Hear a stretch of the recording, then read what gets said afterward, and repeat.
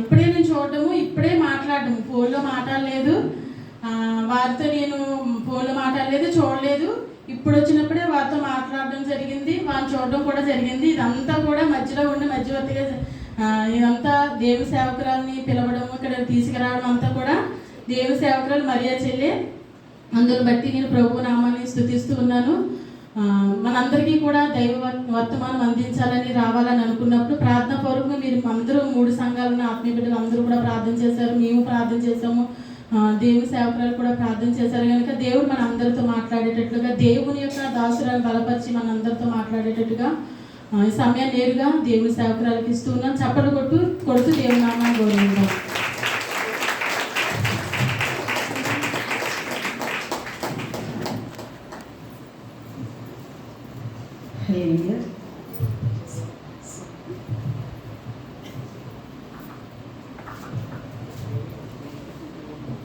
హల్లెలూయా. యేసు నీతో సహవాసం నాలోన పెంచింది ఆత్మబలం. యేసు నీతో సహవాసం నాలోన పెంచింది ఆత్మబలం. నీలా ఎదిగేందుకు, నీలా మారేందుకు, నిన్ను చూచేందుకు, నిన్ను చాటేందుకు, నీలా ఎదిగేందుకు, నీలా మారేందుకు, నిన్ను చూచేందుకు, నిన్ను చాటేందుకు. యేసు నీతో సహవాసం నాలోన పెంచింది ఆత్మబలం. యేసు నీతో సహవాసం నాలోన పెంచింది ఆత్మబలం. క్రీస్తు యేసునందు మనలను అతిథిగా ప్రేమించుచున్నటువంటి మన పరమ తండ్రికి మహిమయు ఘనతయు కలుగును గాక. ఆమె చెప్దామా? ఆమె చెప్దామా? నన్ను మీ మెచ్చకు దేవుని యొక్క పరిశుద్ధ సంఘంలోకి వాక్య పరిచర్య చేయటకు నన్ను ఆహ్వానించినటువంటి స్థానిక సంఘ గురువరేలు, దేవుని రాజ్య సువార్త పరిచర్య వ్యవస్థాపకులు, అభిషక్తులు జాన్ సుందర్ పాస్టర్ గారికి, అభిషక్తురాలు విజయ పాస్టర్ గారికి, వారి కుటుంబానికి, సంఘ పెద్దలకు, సంఘమంతుడికి, మరి ముఖ్యంగా మీ మధ్యకు నేను వాక్య పరిచర్య చేయడానికి రావడానికి మరి మా ప్రియులు సహోదరులు రాజా పాస్టర్ గారు, అభిషక్తులు, ప్రియ సతీమణి గారు, మరియమ్మ గారు, వారి సంఘము, వారి కుటుంబము మీ మధ్యకు నన్ను నడిపించడం జరిగింది. నా కుటుంబము క్షేమకరంగా మీ మధ్యకు చేరుకున్నందుకు కూడా నేను ఎంతగానో సంతోషిస్తూ ప్రభుని కనబరుస్తూ ఉన్నాను. అందరు సంతోషంగా ఉన్నారా? మీ అందరికీ కూడా గాస్పల్ చర్చ్ మినిస్ట్రీస్ నుంచి విశాఖపట్నము మీ అందరికీ కూడా క్రిస్మస్ శుభాకాంక్షలు తెలియపరుస్తూ ఉన్నాను. వాక్య భాగంలో చదువుకుని ప్రార్థన చేసుకుని వాక్య ధ్యానంలోకి వెళ్దాము. అపోస్తలుడైనటువంటి పేతురు రాసినటువంటి మొదటి పత్రిక 3వ అధ్యాయము 7వ వచనం చదువుకుందాం. అటువలనే పురుషులారా, జీవమను కృపావరములో మీ భార్యలు మీతో పాలివారై ఉన్నారు. చాలండి, చిన్న ప్రార్థన చేసుకుని వాక్యాన్ని ధ్యానం చేసుకుందాం. సర్వ సృష్టికి ఆధారభూతుడా, సకల ఆశీర్వాదములకు కారణభూతుడైనటువంటి మా ప్రియ పరలోకపు తండ్రి, మీ ఘనమైన శ్రేష్టమైన ఉన్నతమైన నామమును బట్టి మిమ్మల్ని కనపరుస్తూ ఉన్నాము. ఏ యోగ్యత లేని వారము, కేవలము ప్రేమనే హేతువు చేత మాత్రమే మీ ప్రియకుమారుడైన యేసుక్రీస్తు ప్రభుల వారిని లోకంలోనికి పంపించి ఆయన యొక్క జనన, శిలువ, మరణ, పునరుద్ధానము ద్వారా మా పాపములన్నీ కూడా విమోచించి ప్రభువా నీ ప్రియబిడలుగా, నీ కుమార్తెలుగా మమ్మల్ని ఏర్పాటు చేసి ప్రభువా నీ ఘనమైన పరిచర్యలో నీ సన్నిధానంలో నిలిచేటటువంటి గొప్ప భాగ్యము నాకు మాకు దయచేసిన దేవా, ఏమి చిన్న రుణాన్ని మేము తీర్చుకోగలము ప్రభువా. ఈ దినము చూడక ఎంతో మంది కాలగతులై ఉన్నారు. కేవలం నీ ఉచితమైన కృప వలన మాత్రమే మేము సజీవ లెక్కలో ఉన్నాము ప్రభువా. నీకు స్తోత్రము. వాక్యమై ఉన్న దేవా, మాతో సూటిగా ముఖాంతరంలో నుంచి మీరు మాట్లాడండి. వాక్యానుసారమైన జీవితము మాకు మీరు దయచేయండి. నీవిచ్చిన రక్షణను చాలా జాగ్రత్తగా కాపాడుకుంటూ కడ వరకు, మరణ పర్యాంతం వరకు నీకు ఇష్టలుగా జీవిస్తూ నీ రాజ్య స్థాపన కొరకు ప్రయాసపడుతూ అనేకులను నీ వైపు ప్రభావితం చేసేటటువంటి స్త్రీల వారుగా ఇక్కడున్న ప్రతి ఒక్క సమూహము, స్త్రీల సమూహాన్ని నీ ఆత్మీయ వాక్కులతో పురుకొల్పమని, నా నోటి మాటలు, మా అందరి హృదయ ధ్యానము నీ దృష్టికి అంగీకార్యోత్తరంగా చేసుకోవడమని క్రీస్తు పరిశుద్ధ నామంలో అడిగి వేడుకొని ప్రార్థించుచున్నాము తండ్రి. ఆమేన్. అపోస్తలుడైన పేతురు గారు తెలియపరుస్తున్నారు సంఘముతో. పరిశుద్ధాత్మ దేవుడు మనతో మాట్లాడుచు ఉన్నారు. జీవమను కృపావరములో మనం పాలి భాగస్థలమంట. దేనిలో అండి? జీవమను కృపావరములో పాలి భాగస్థలం. మలాకీ నుంచి మత్తయి సువార్త వరకు కృప లేదు. కృప అంటే ఏంటంటే అర్హత లేని వానిపైన చూపించేదే కృప. అర్హత లేని మానవాళి పైన చూపించినది కృప. మలాకీ నుంచి మత్తయి సువార్త వరకు నిశ్శబ్ద కాలము 400 సంవత్సరాలు కృప లేదు. ఏమి లేదు? దేవుడు మనతో మాట్లాడకపోతే, దేవుని యొక్క కనుదృష్టిలో మనం లేకపోతే ఏమవుతామంటే ఇహమందును పరమందును ధన్యులు కాలేము. క్షయమైన ఆశీర్వాదాలు పొందుకుంటామేమో కానీ ధనవంతుడు పాతాళములో బీద స్థితిలో నరకయాతన అనుభవిస్తూ ఉన్నాడు. మనం ఇహమందు పరమందు ధన్యులము అవ్వాలి అంటే దేవుని కృపను పొందుకున్న వారిగా ఉండాలి. మొట్టమొదటిగా నాకు చెప్పింది ఏంటంటే స్త్రీల ఐక్య సదస్సు అని చెప్పారు. నేను ఏదనుకుంటే నా హృదయంలో ఉన్న తలంపు దేవాది దేవుడు వెనువెంటనే నెరవేరుస్తాడు. డిసెంబర్ మాసంలో స్త్రీల ఐక్య సదస్సు అని పెట్టారు. మాకైతే నవంబర్ నుంచి క్రిస్మస్ ఆరాధనలు జరుగుతూ ఉంటాయి. వాక్య పరిచర్య చేయడానికి ఎక్కువ వెళ్తూ ఉంటాను. పాస్టర్ ఫెలోషిప్స్ కూడా. డిసెంబర్ మాసంలో క్రిస్మస్ పండుగ కాకుండా స్త్రీల ఐక్య సదస్సు పెట్టారేంటి అనుకున్నాను. 2-3 డేస్లో రాజా పాస్టర్ గారు మరొక పాంప్లెట్ నాకు ఫార్వర్డ్ చేశారు. స్త్రీల క్రిస్మస్ ఆరాధన అని. క్రిస్మస్ అంటే క్రైస్ట్ మాస్, క్రీస్తుని ఆరాధికులుగా మనం ఉండాలని దేవదేవుడు ఆశపడుచు ఉన్నాడు. మలాకీ నుంచి మత్తయి సువార్త వరకు 400 సంవత్సరము కృపను పొందుకొని లోకంలో మనుష్యులు బ్రతుకుతూ ఉన్నారు. నీతిమంతుడు లేడు, ఏ భేదము లేదు, అందరూ పాపం చేసి కృపను పొందుకోలేని స్థితిలో కోల్పోయిన కృపను మనకు మరలా ఇవ్వడానికి మొట్టమొదటిగా 400 సంవత్సరాల తర్వాత దేవదూత నేరుగా దయాప్రాప్తురాల దేవుని కృపను పొందుకున్న దానా అని అంటుంది. ఏమంటుంది? కృప అంటే ఏంటన్నాను? దేవుడు మనతో మాట్లాడడమే కృప. సజీవ లెక్కలో ఉన్నామంటే దేవుని కృప. దేవుని యొక్క పరిశుద్ధమైన సంఘములో కూడుకుని ఉన్నామంటే దేవుని కృప కదా. గాబ్రియేలు దూత 400 సంవత్సరాల తరువాత అంటుంది, మొదటి అధ్యాయం లూకాసు సువార్త 30వ వచనంలో, భయపడకుడి దేవుని కృప వలన ఏముంటుంది? కృపను పొందుకుందంట. మరియా మారా అనుభవాలను తను తీసుకుని మధురమైన అనుభూతులను మనకివ్వడానికి మరియా కృపను పొందుకుంది. శ్రమలు సహించువాడే ధన్యుడు కదా. దయాప్రాప్తురాల ఏమంటుంది అంటే దేవుని కృపను పొందుకోవడానికి 400 సంవత్సరాలలో ఎవరు కనిపించలా? ఎవరు కనిపించారు? దేవుని దయలో ఒక నిలిచిన స్త్రీ. ఎందుకంటే లోక కళ్యాణము కొరకు, కారణ జన్మునికి జన్మనివ్వడము కొరకు పరిశుద్ధ గ్రంథంలో 14 సంఘములను స్థాపించడం వంటి అపోస్తలుడైన పౌలు గారు. ఎన్ని సంఘాలు? 14 సంఘములను స్థాపించినటువంటి అపోస్తలుడైన పౌలు గారు.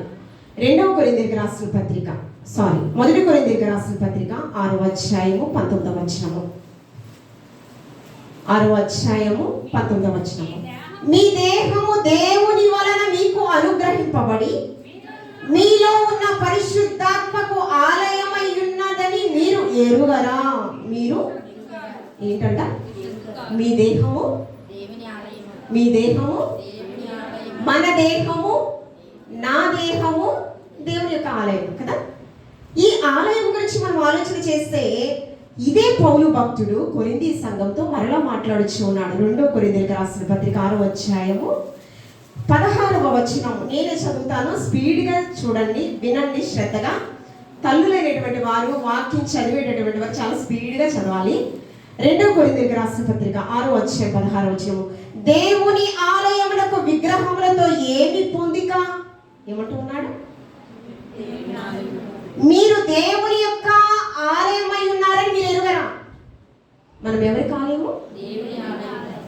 నీ హృదయమే దేవుని యొక్క సుందరవంతంగా రూపకల్పన చేసినటువంటి ఈ మందిరంలో దేవాది దేవుడు నివాసింపచేయాలని ఆయన ఆశపడడం లేదు. ఎవరు? నీ హృదయం. గుడి గోడలలో లేడు దేవుడు, గుండె గుడిలో ఉన్నాడు చూడు. ఎక్కడున్నాడంట? నీ హృదయం అనే గుడిలో ఆయన ఉండాలని. అయితే మనం ఏం చేస్తున్నామంట? దేవుని యొక్క ఆలయమునకు విగ్రహములతో ఏమి పొందిక? మీ హృదయంలో ఏముంటున్నాయి? అందుకని ఈ పరిశుద్ధ గ్రంథములో తెలియపరుస్తూ ఉన్నాడు, నరపుత్రుడా, మీ హృదయములో విగ్రహములను, ఎహెచ్కేలు రాసిన పత్రిక, ఎహెచ్కేలు గ్రంథము 14వ అధ్యాయం 3వ వచనంలో, నరపుత్రుడా, ఈ మనుష్యులు తమ హృదయములో విగ్రహములను నిలుపుకొనిచు ఉన్నారు. యేసుక్రీస్తు ప్రభువారు 3.5 సంవత్సరాల సువార్త పరిచర్యలో ఆయన సువార్త ప్రకటిస్తూ ఉన్నప్పుడు సద్బోధకుడు, సత్పురుషుడు, మంచి బోధకుడు, మంచి కాపరి, ప్రధాన కాపరి, తండ్రితో మనల్ని సమాధానం లేదు. ఎందుకు లేదంటే దేవుడు మనతో లేడు కాబట్టి శాంతి సమాధానము లేవు మనలో కదా. అయితే ఈ పరిశుద్ధ గ్రంథంలో ఏమి తెలియపరుస్తూ ఉన్నాడంటే, మనమందరం అంట హృదయంలో విగ్రహాలు నిలుపుకొని ఉన్నామంట. విగ్రహములు అంటే ఏంటి ఒకసారి ఆలోచన చేస్తే, యేసుక్రీస్తు ప్రభువుల వారు సువార్త ప్రకటిస్తూ ఉన్నారు శిష్యులకు, జన సమూహం కదా. సువార్త ప్రకటిస్తూ ఉన్నప్పుడు యేసుక్రీస్తు ప్రభువారి దగ్గరకంట తల్లి వచ్చిందంట, ఇంకా చాలా మంది వచ్చారంట, సహోదరులు కూడా వచ్చారంట. శిష్యులు అంటూ ఉన్నారయ్యా, మీ తల్లి వచ్చారు అంటే యేసుక్రీస్తు ప్రభువారు చాలా సూటిగా స్పష్టంగా ఏమండి మాట్లాడుచు ఉన్నారు. ఏంటి?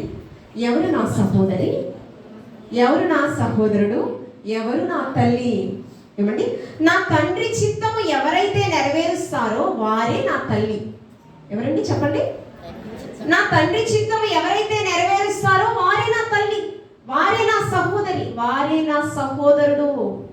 అంటే యేసుక్రీస్తు ప్రభువారు ఏమైనా స్వార్థపరుడా? కాదు కదా.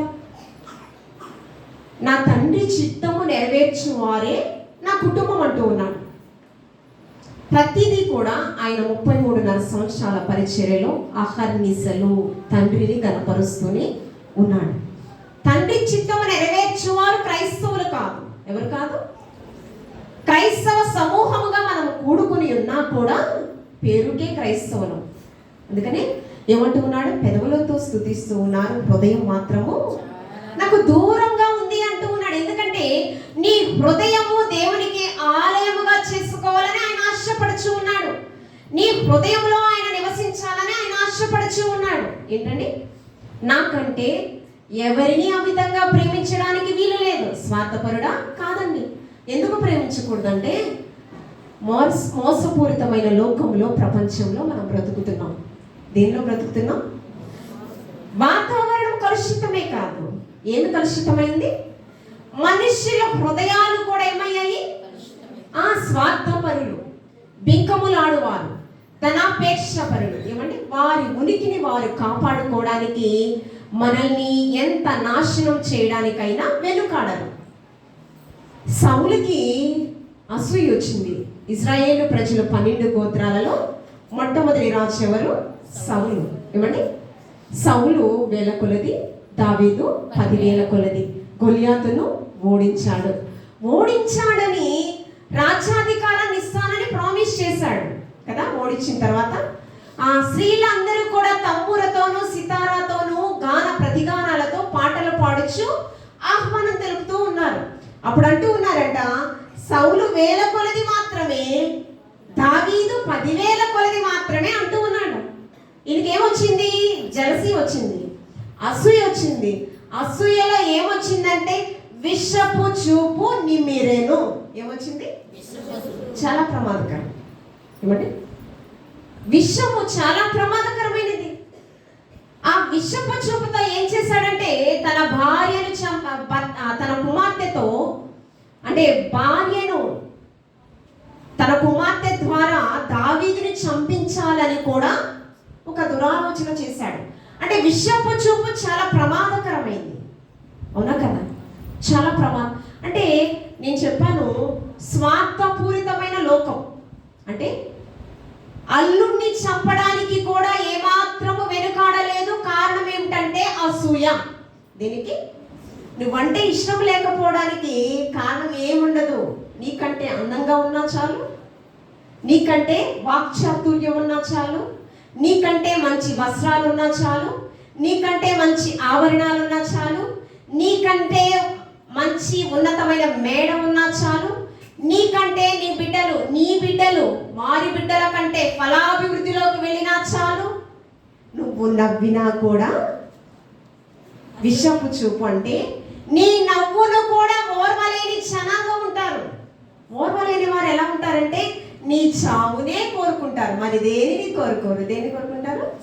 నీ నాశనం. అందుకని ఏమంటూ ఉన్నాడు చాలా స్పష్టంగా, మోసపూరితమైన లోకంలో మనం ఉన్నాము గనక మోసపోకుడి.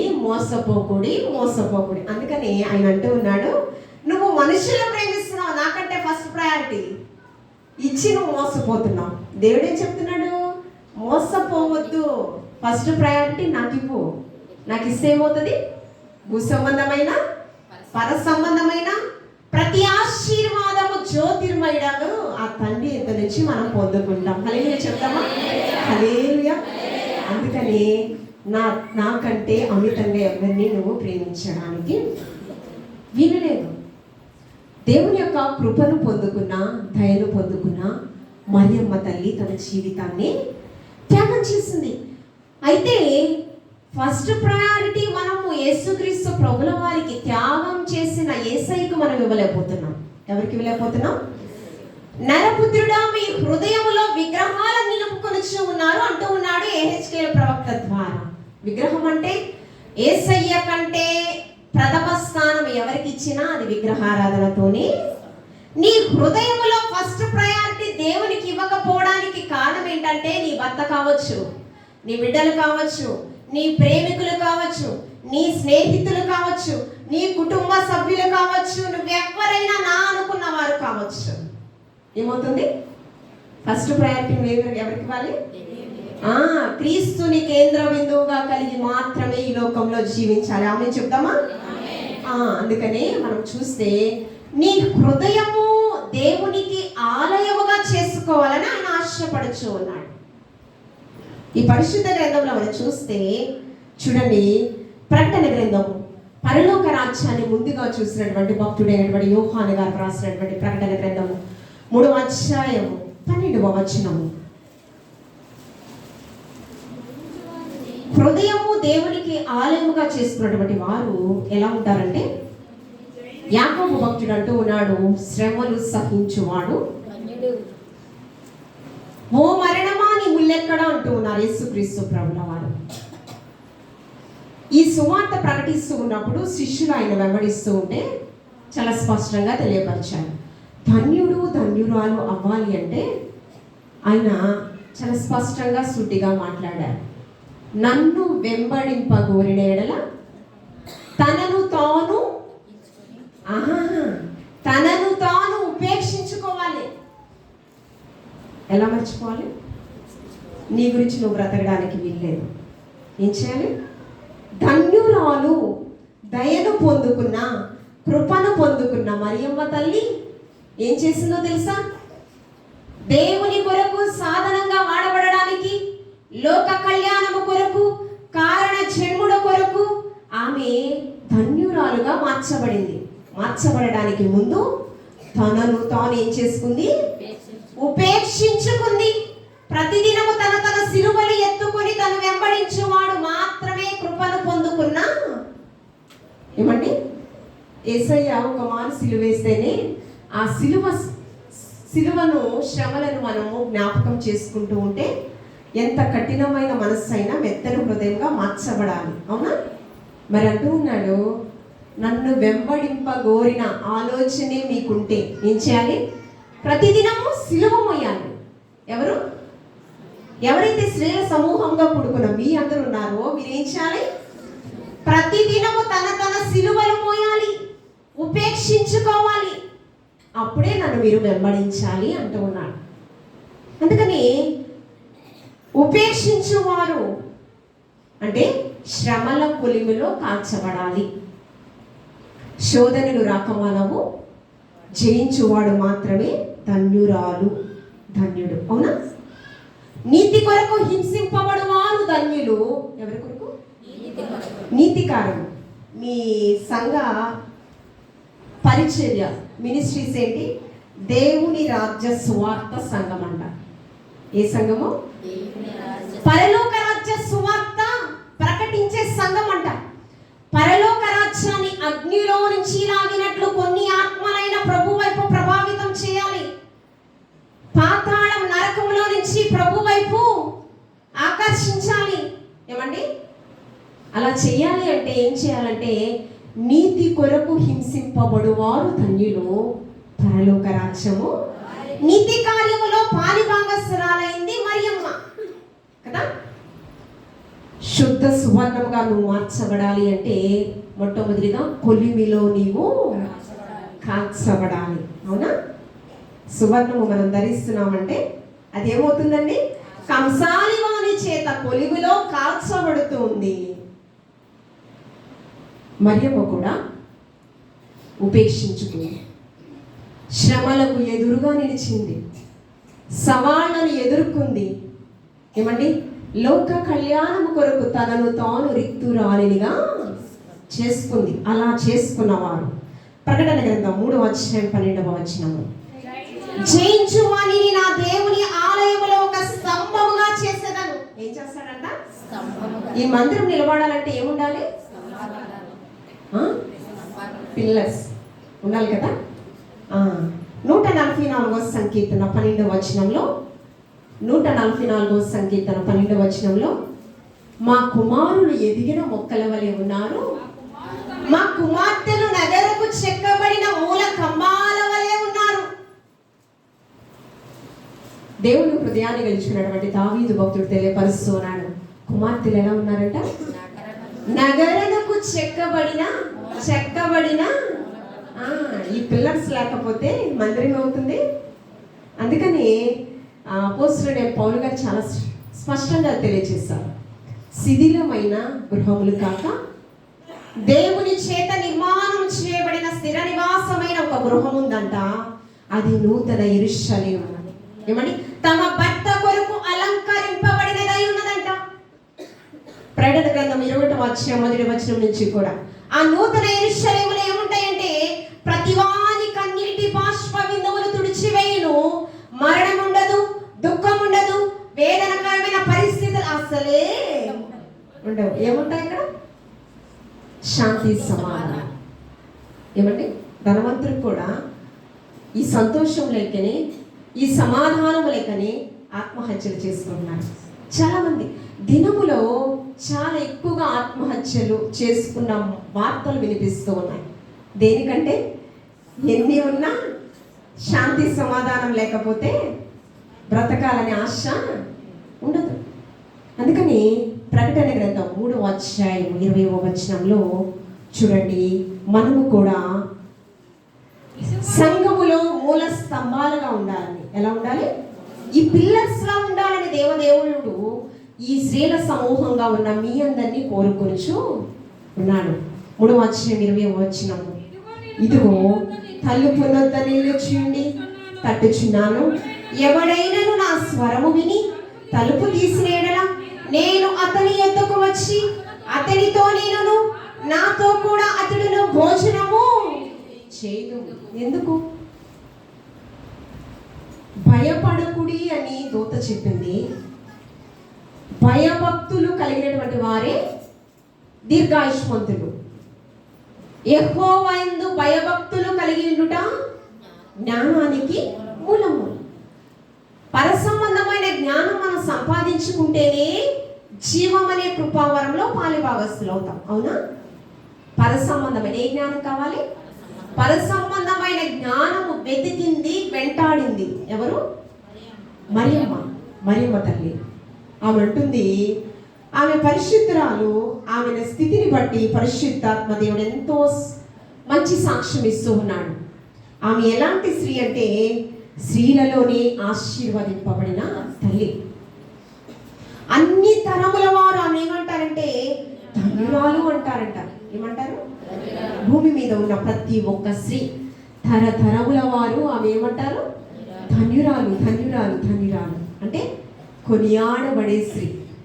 సమయాలు ప్రవక్తతో అంటూ ఉన్నాడు పరిశుద్ధాత్మ దేవుడు, నన్ను గణపరిస్తే నేను గణపరుస్తాను. ఏమంటూ ఉన్నాడు? యేసుక్రీస్తు ప్రభువాన్ని గణపరిచింది. యేసుక్రీస్తు ప్రభువారు ఈ లోకానికి రావడానికి తనను తాను రిక్తురాలుగా చేసుకుంది, ఉపేక్షించుకుంది, శ్రమలను ఎదుర్కొంది. ఏమండి? శ్రమలలో నిలిచింది. అందుకని ఆమె ఎలా ఉందంట? అన్ని తరముల వారు ఆమెను ఏమంటారంట? కొనియాడుతూ ఉంటారంట, ధన్యురాలు అంటారంట. ప్రతి ఒక్క క్రైస్తవ స్త్రీ కూడా ఆ రీతిగా ఉండాలని దేవదేవుడు ఆశపడుచు ఉన్నాడు. ఈ పరిశుద్ధ గ్రంథంలో మనం చూస్తే చూడండి, పరిశుద్ధ గ్రంథంలో యెషయా గ్రంథము 54:5. యెషయా గ్రంథము, నిన్ను సృష్టించిన వాడు నీకు భర్త అయి. ఎవరికండి? మనల్ని సృష్టించిన వాడు ఏమై ఉన్నాడంట? మనకి భర్త అయి ఉన్నాడు. ఆయన ఏమంటూ ఉన్నాడంటే ఎఫెసీయులకు రాసిన పత్రిక 5:15 దినములు చెడ్డవి, మీరు అజ్ఞానుల వలె కాకుండా జ్ఞానము కలిగి మీ సమయాన్ని మీరు సద్వినియోగపరచుకోండి. ఎందుకంటే యేసుక్రీస్తు ప్రభువారు ఒక మారు వచ్చారు లోక కళ్యాణము కొరకు. ఏమండి? తనను తాను రిక్తునిగా చేసుకున్నాడు కదా. యేసుక్రీస్తు ప్రభువారు రెండో మారు వస్తారంట. ఆయన ఏమై ఉన్నారు మనకంటే సృష్టికర్త, మనకి భర్త అయి. అందుకనే ఈ కన్యకల ఉపమానం మనం చూస్తే 10 మందికి సిద్ధపాటు ఉంది. ఎంతమందికి ఉందండి? సమర్పణ ఎంతమందికి ఉంది? సిద్ధపాటు ఎంతమందికి ఉంది? ఇక్కడ సమూహంగా కూడుకున్న ప్రతి ఒక్కరికి సిద్ధపాటే ఉంది. సిద్ధపాటు ఉంది కాబట్టి, టైం పంచువాలిటీ మీకు ఉంది కాబట్టి మీ అందరూ కూడా సమయ పాలన ఉంది. దేవుని యొక్క సంఘములో సమాజముగా మీకేముండాలంట? సృష్టికర్త మీకు భర్త అయి ఉన్నాడు. యేసుక్రీస్తు ప్రభుల వారు రెండవ రాకడలో నిన్ను వివాహము చేసుకొనుట కొరకు నీవేముండాలి? క్రీస్తుని కేంద్ర బిందువుగా కలిగి జీవిస్తూ, ఆయన చిత్తానుసారంగా జీవిస్తూ నువ్వెలా అంట? వరుడైన యేసుక్రీస్తు ప్రభుల వారి కొరకు ఎదుర్కొనే వరుసలో ఎలా ఉండాలి అంటే, ఆత్మను చంపగని దేహాన్ని చంపే మనుషులకు భయపడకమ్మా, ఆత్మతో పాటు నీ దేహాన్ని చంపే దేవునికి భయపడవమ్మా, నీ ఆస్తి అంతస్తు నీ అంద చందాలు నీ వెంట రావెన్నడు, నీ ఆస్తి అంతస్తు నీ అంద చందాలు నీ వెంట రావెన్నడు, నీ వెంట రావెన్నడు. మనం దేవురాము సమర్పణతో ఎవరైతే ఉంటారో వారే యేసుక్రీస్తు ప్రభువాన్ని సృష్టికర్త మనకి భర్త అయి ఉన్నాడు. ఆయన ఎదుర్కోవాలంటే మనలో ఏముండాలి? క్రీస్తు చిత్తానుసారంగా. యేసయ్య ఒక మారు వచ్చారు, ఆయన ఏమయ్యారు? మీరు దేవునికి ఆలయం అయి ఉన్నారని మీరు ఎరుగరా? ఆలయంగా చేసుకుందేవారు యేసయ్యే. అజితేంద్రియమతో ఉన్న మన జీవితాలను శాస్త్రులు పరిశీలన ఏమని పిలుస్తూ ఉన్నారు? పైకి భక్తి పరుల వలె ఉంటున్నారు. మీ జీవితం ఎలా ఉందంటే అజితేంద్రియముతో సున్నము కొట్టిన సమాధుల వలె మీ జీవితము. పెదవులతో స్తుతిస్తూ ఉన్నారు కానీ హృదయం నాకు దూరంగా ఉందయ్యా అంటూ ఉన్నాడు. శాస్త్రులు పరిశీలన సద్దుకాయలతో అనేక మార్లు కదా. పాపాత్ముడు అనేటువంటి సుంకరిని తీర్పు తీరుస్తూ దేవుని యొక్క మందిరంలో ప్రార్థన చేస్తూ ఉన్నాడు. సుంకరి ప్రార్థనే దేవాతి దేవుడు లక్ష్య పెట్టాడు. ఏమండి? విరిగి నలిగిన మనస్సే దేవాతి దేవునికి ఇష్టమైన బలి. బలి అర్పణ, పస్కా బలి పశువుగా లోక రక్షకుడైన యేసుక్రీస్తు ప్రభువారు యవ్వన రక్తాన్ని, ధవళవర్ణుడు రత్నవర్ణుడు నా ప్రాణ ప్రియుడు, 10,000 మంది పురుషులలో నా పోచదగిన వాడు. ఎలాంటి వాడు? 10,000 మంది పురుషులలో ప్రత్యేకమైన వాడు, నా సృష్టికర్త, నా భర్త. ఆ సుందరి గంట మనల్ని వివాహం చేసుకోవడానికి వస్తారంట రెండవ రాకడ. ఏమండి? ఆయన అంత సుందరుడైన ఆయన కంట స్వరూపమైనను సొగసైనను నలుగగొట్టుట తండ్రికి ఇష్టమాయను అంటూ ఉన్నాడు. ఎవరి కొరకండి? మీరు దేవుని ఆలయమై ఉన్నారని మీరు ఎరగరా? మీ హృదయాలు ఇంతకు ముందు ఎలా ఉన్నాయండి? అజితేంద్రియముతో ఉన్నాయి, దుర్నీతితో ఉన్నాయి, అసహింపబడే స్థితి. అలాంటి మనల్ని హృదయాన్ని పవిత్రపరచడానికి హృదయానుసారుడైన యేసుక్రీస్తు ప్రభుల వారు దేనితో శుభ్రపరిచాడు? యవ్వన రక్తాన్ని. పరిశుద్ధ రక్తముతో మన పాపములన్నీ కూడా విమోచించారు. మీరు మీ సొత్తు కాదు. ఎవరి సొత్తు? దేవుని సొత్తు. విలువ పెట్టి కొనబడిన వారు. విలువ లేని మన జీవితాలను వెలిగించడానికి ఆ కొవ్వొత్తి ఎలా కరిగిపోతుందో తన జీవితము మన కొరకు త్యాగం చేసి ఉన్నారు. యేసయ్య ఈ లోకంలోనికి రావడానికి పరమ తండ్రి చేసిన త్యాగము. యెషయా గ్రంథం 6వ అధ్యాయం 8వ వచనంలో నేను ఎవరిని పంపాలి, నా నిమిత్తము ఎవరు వెళతారు అంటుంటే ఆయన అంటున్నాడంట, నేనున్నానయ్యా నన్ను పంపమనగా. యేసయ్య ఎందుకు వచ్చారు? ఏమండి? పరలోకాధికారిని, సింహాసనాసీనుణ్ణి అని తను తాను కనపరుచుకోవడానికి వచ్చాడా? లేదయ్యా, ఈ మనుష్యులు మానవాళి చేసినటువంటి అపరాధముల కొరకు పరిశుద్ధ రక్తము ప్రోక్షింపబడాలి. ప్రధాన యాజకుడు ఆయన మన కొరకు తనను తాను బలి పశువుగా చేసుకుని ఉన్నారు. ఆ పరిశుద్ధ రక్తము చేత మన పాపములన్నీ కూడా విమోచించి తండ్రితో మనల్ని సమాధాన పరిచి మన హృదయంలో ఉన్న అజితేంద్రియం అంతా కూడా, ఈ హృదయము ఘోరమైన వ్యాధి కలిగినటువంటిది. ఎలాంటిదంట? ఘోరమైన ఈ వ్యాధినంతా కూడా పరిశుభ్రపరచడానికి పరిశుద్ధ రక్తాన్ని యేసుక్రీస్తు ప్రభువారు ధారపోశారు. ఆయనలో మనం ఉండాలని, ఏమండి? ఆయన వలె మనం బ్రతకాలని, నేను పరిశుద్ధుడని మీరు కూడా పరిశుద్ధత కలిగి జీవించినట్లయితే ఖచ్చితంగా నన్ను వివాహం మీరు చేసుకుంటారు. ఈ పరిశుద్ధ గ్రంథంలో చూసినట్లయితే చూడండి, 1 పేతురు రాసిన పత్రిక 3వ అధ్యాయం 5వ వచనము. 1 పేతురు రాసిన పత్రిక 3వ అధ్యాయం, అటువలనే పూర్వము దేవుని ఆశ్రయించిన పరిశుద్ధ స్త్రీలను తమ స్వపురుషులకు లోబడి ఉండుట చేత తమ్మును తాము యేసయ్యకు మనం ఏమవ్వాలండి? లోబడాలి. ఏమండి? మనం వివాహం చేసుకున్న, మనం పరిశుద్ధమైన ఘనమైన వివాహ బంధంలో జతపరచబడిన మన భర్తకు ఏ రీతిగా లోబడి ఉంటున్నామో, ఏమండి? ప్రతి ఒక్క సంఘానికి శిరస్సుగా యేసుక్రీస్తు ప్రభుల వారు ఉన్నారు. ఆయన అంటూ ఉన్నాడు వాక్యముతో, మీరు కళంకము లేని వారిగా ఉండాలి. మీ మీద ఉన్న కళంకాన్ని తీసివేయడానికి పరిశుద్ధురాలైనటువంటి మరియం తన యొక్క జీవితాన్ని త్యాగం చేసింది. ఏమండి? మొదటి ఆదాము చేత మృతి పొందిన మనము కడపటి ఆదామైన క్రీస్తు ద్వారా బ్రతికింపబడ్డామంట. మానవ దేహాలను మహిమ దేహాలుగా మార్చడానికి, ఏమండి, మహిమా స్వరూపుడైనటువంటి యేసుక్రీస్తు ప్రభుల వారు వారి జీవితాన్ని త్యాగం చేశారు. ఎలా ఉండాలి? మన భర్త కొరకు ఆయన మాటకు లోబడి మనము ఈ లోకంలో మన జీవితాన్ని కొనసాగించాలంట. అలా జీవిస్తే ఏమవుతుందంటే వాక్యముతో ఉదక స్నానం చేయబడుతూ మనల్ని మనం పవిత్రపరుచుకుంటూ లోబడి ఉండుట చేత తమను తాము అలంకరించుకున్నవారయ్యారంట. ఏమయ్యారు? సృష్టికర్త మాటకు నీవు లోబడితే నిన్ను నీవు అలంకరించబడినట్లు ఏమవుతాము? మనల్ని మనము. అందుకని ఈ పేతురు గారే తెలియపరుస్తూ ఉన్నాడు, అక్షయ అలంకారం మీరు కలిగి ఉండండి. ఏ అలంకారం? అక్షయ అలంకారం.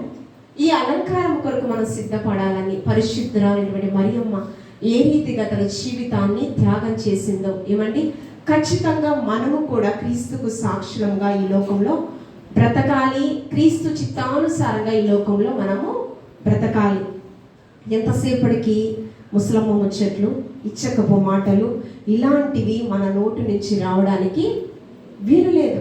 ఒక 100 మంది పురుషులు ఒక చోట నిలబడినా ఎక్కువగా ప్రాబ్లం ఏమి ఉండదు, కానీ 2 ఆడవాళ్ళు కూర్చుంటే చాలు ఎంతో సమస్య వస్తుందని.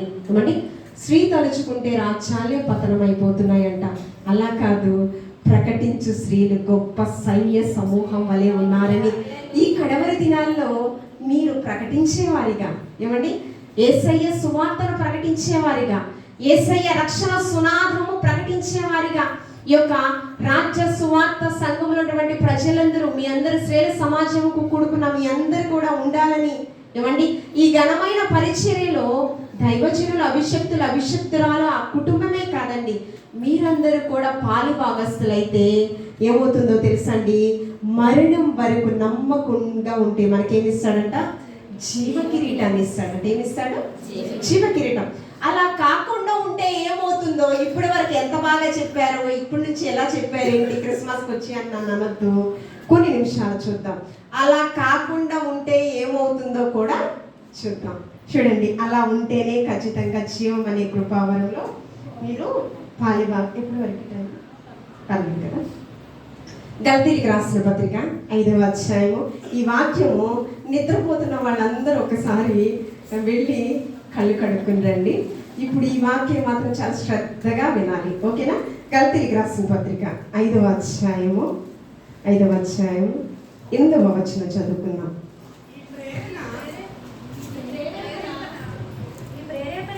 7వ వచనం చదువుకుందాం. మీరు బాగుగా పరిగెత్తించుంటేరి కానీ సత్యములకు విధేయులు కాకుండా మిమ్మును ఎవరు అడ్డగించును? ఈ ప్రేరేపణ మిమ్మును పిలుచుచున్న వాని వలన కలగలేదు. ఏమంటూ ఉన్నాడు? నేనేం చెప్పాను? మరణం వరకు నమ్మకంగా ఉంటే మాత్రమే జీవ కిరీటం కదా. మరణం వరకు నమ్మకంగా ఉంటే క్రీస్తు పనిలో పాలిభాగస్సులం అయితేనే ఏమవుతాము? సృష్టికర్తను మనం వివాహము చేసుకుంటాం. ఏమండి, ఈ లోకంలో యాత్రికులము, పరజనులమై ఉన్నాము. శాశ్వతమైన ఆనందం ఎక్కడుంది? నూతన యెరూషలేములో ఉంది కదా. దాని కొరకంట మన గురి, మన గమ్యము పరలోకము. మన గురి ఏంటి? జీవ కిరీటం. అవునా? మన గురి ఏంటి? జీవ కిరీటం. అయితే ఈ జీవ కిరీటం కొరకు, పరలోకం కొరకు బాగా ప్రయాసపడుతున్నావు. ఏమండి, ఉపవాస ప్రార్థనలు, కాటేజ్ ప్రేయర్స్, స్త్రీల సమాజ కూడికల్లో, ఏమండి, ప్రతి ప్రార్థనలో పునరుద్ధానపు ఆదివారపు వేళ క్రమము తప్పకుండా నీవు వస్తున్నావు, నీ సమయాన్ని ఇస్తున్నావు, కానీ నీ హృదయాన్ని ఇవ్వడలేదు. మీరు బాగుగా పరిగెత్తుచుంటేరి కానీ సత్యానికి విధేయులు కాకుండా ఎవరో మిమ్మును అడ్డగించుచున్నారు. సత్యానికి స్థాపకుడు యేసుక్రీస్తు ప్రభువు. ఆయన అంటూ ఉన్నాడు, నేనే మార్గము, నేనే సత్యము, ఆ నిత్య జీవానికి చేర్చేటటువంటి మార్గము నేనే. నా ద్వారా తప్ప ఎవరు కూడా పరలోక రాజ్యానికి సత్యము లేదు. సత్యవర్తనుడు ఈ లోకంలోకి వచ్చాడు. పిలాతుతో అంటూ ఉన్నాడు, నువ్వేం ప్రకటిస్తూ ఉన్నావంటే, ఆయన అంటూ ఉన్నాడు, సత్యాన్ని ప్రకటిస్తున్నా. ఏం ప్రకటిస్తున్నాడు? సత్యం అనగా ఏంటయ్యా అని అడుగుతున్నాడు పిలాతు. గవర్నర్ ఏంటి, రోమా సామ్రాజ్యానికి ఒక గవర్నర్ పిలాతు అడుగుతున్నాడు, సత్యం అంటే ఏంటి తెలియదంట. సత్యం అంటే ఇహ సంబంధమైన, అంటే ఈ లోకంలో ఎవ్వరు కూడా సత్యాన్ని అనుసరించి బ్రతకల, అసత్య మార్గంలో. ఆయన అంటూ ఉన్నాడు, అపోస్తలుడైన పౌలు గారు గలతీ సంఘంతో, మీరు బాగుగా పరిగెత్తుచున్నారు ఆ జీవ కిరీటం కొరకు, ఆ పరలోకం కొరకు. ప్రతిదినం ఆదివారం వేళ మీరు క్రమం తప్పకుండా వస్తున్నారు, మీ ప్రజెంటేషన్ ఉంది, కానీ మీ హృదయం మాత్రము ఇక్కడ లేదు. కానీ సత్యానికి విధేయులు కాదు. అంటే ఈ మందిరంలో ఉన్నప్పుడే సత్య మార్గంలో నడుస్తాం. ఈ మందిరంలో ఉన్నప్పుడే దేవునికి ఇష్టంగా పరిశుద్ధంగా మాట్లాడతాం. ఏమండి, మన ప్రాణాత్మ దేహంలో ఈ మందిరంలో ఉన్నంతసేపే ఉంటాయి. తర్వాత ఏమవుతాయి? తర్వాత అసత్య మార్గములో. అందుకని ఆయన అంటూ ఉన్నాడు, నా మందిరము సమస్త జనులకు ప్రార్థనా మందిరం కదా. ఏమండి, దేవాతి దేవుడు ఏమై ఉన్నాడు? నేనే సత్యం అంటూ ఉన్నాడు. దేవుని యొక్క మందిరము వ్యాపారపు నిలయముగా ఎలా చేస్తున్నారు? దానిలో ఏముంటాయి? దగ, మోసము, కూనీకోరు అన్ని దాంట్లోనే ఉంటాయి. మోసాలు అన్నీ జరుగుతాయి కదా. అంటే అసత్యం, మోసం, దగ అంతా కూడా ఎక్కడ జరుగుతుంది? దేవుని యొక్క మందిరములో వ్యాపారం చేస్తూ ఏమండి అక్రమాన్ని ఆ మందిరంలోనికి తీసుకుని వచ్చారు. దేవుని యొక్క సంఘములో ఒక క్రమం ఉండాలి. సత్యాన్ని స్తంభముగా చేసుకుని లోకంలో సత్యము మనల్ని ఏం చేస్తుందంటే స్వతంత్రులుగా చేస్తుంది. స్వతంత్రులు అంటే స్వాతంత్ర దినోత్సవం రావడానికి ఎంతమంది అమరవీరులు వారి జీవితాన్ని త్యాగం చేశారు చెప్పండి? ఎంతమంది? ఎంతో మంది. కొంతమంది పేర్లు తెలుసు కదా. మహాత్మా గాంధీ జాతిపిత, ఏమండి సుభాష్ చంద్రబోస్, ఇప్పుడు ఝాన్సీ లక్ష్మి, కొంతమంది పేర్లు అలా తెలుసు. బాగా తెలుసు. మరి ఏం చేస్తే మనకి స్వాతంత్రం వచ్చిందండి? ప్రాణత్యాగం చేశారు. బ్రిటిష్ దాసత్వంలో నుంచి మన భారతదేశం స్వాతంత్రంగా మనం ఈ యొక్క ఈ సన్నిధిలో ఉండడానికి కారణం ఏంటంటే, మనము చాలా ప్రశాంతంగా ఉండడానికి కారణం ఏంటంటే వారి జీవితాలు, అమరవీరులు వారి జీవితాన్ని, లేడీ ఫ్రీడమ్ ఫైటర్స్ కూడా ఉన్నారు, వారి జీవితాలను త్యాగం చేశారు. ఏం త్యాగం చేసావని జీవం అనే కృపావరంలో నీకు పాలి భాగస్వామ్యం ఇవ్వాలి దేవుడు? ఏం చెప్పండి? మరియమ్మ తల్లి తన జీవితాన్ని త్యాగం చేసింది. అంతేకాకుండా అకులా ప్రిస్కిల్లంట అపోస్తుల ప్రాణానికి బదులు వారి ప్రాణాలు పణంగా పెట్టారంట. ఏమిచ్చారు? అపోస్తులు శిలువ సువార్తను ప్రకటించాలి, అనేకులను ప్రభు వైపు ప్రభావితం చేయాలి, ఏమండి ఆ నరకం నుంచి తప్పించాలని అనేక మార్లు చెరసాలకు ఖైదీలుగా వెళ్ళారు కదా. ఆ ఖైదీలుగా వెళ్ళే ప్రక్రియలో వారి ప్రాణాలను తీసే సందర్భాలు ఎన్నో ఉన్నాయి. అయితే అకులా ప్రిస్కిల్లా అంట వారి ప్రాణానికి బదులు, అంటే అపోస్తుల ప్రాణాలకు బదులు వారి ప్రాణాలను పణంగా ఇచ్చేసారంట. నువ్వు ఏం చేసావని నిత్య జీవాన్ని నీకు ఇవ్వాలి. ఇక్కడ అంటూ ఉన్నాడు, బాగా ప్రయాసపడుతున్నావు కానీ నా చిత్తానుసారంగా అయితే ఆ ప్రయాస లేదు. ఏమంటే ఏమి తిందుమా, ఏమి త్రాగుదుమా, ఏమి సమకూర్చుకుందుమా, ఏమి పొందుకుందుమా. యేసయ్యనంట సువార్త ప్రకటించేటప్పుడంట జన సమూహం వెంబడించిందంట. ఎవరు వెంబడించారు? జన సమూహం వెంబడించి క్షయమైన ఆశీర్వాదాలు పొందుకుని కొంతమంది వెనుకకు తిరిగిన పరిస్థితి అంట. ఏమయ్యారు? వీరికి ఏం కావాలి? ఏమి సంపాదించుకుందుమా, ఏమి ధరించుకుందుమా, ఏమి నింపుకుందుమా, ఈ క్షయమైన ఆశీర్వాదాలే కావాలి. 10 మంది కృష్ణవ్యాధిగ్రస్తులు వచ్చారంట. 10 మంది స్వస్థతలు పొందుకున్నారంట. 10 మందిని స్వస్థతలు పొందుకుని కృతజ్ఞత సల్పింది ఒక్క కృష్ణవ్యాధిగ్రస్తుడేనంట. ఏంటంటే పొందుకున్నా, వచ్చామా, పొందామా, వెళ్ళామా, అంతే మన పని. ఏమయ్యామా? ఎంత స్వార్థపరులండి.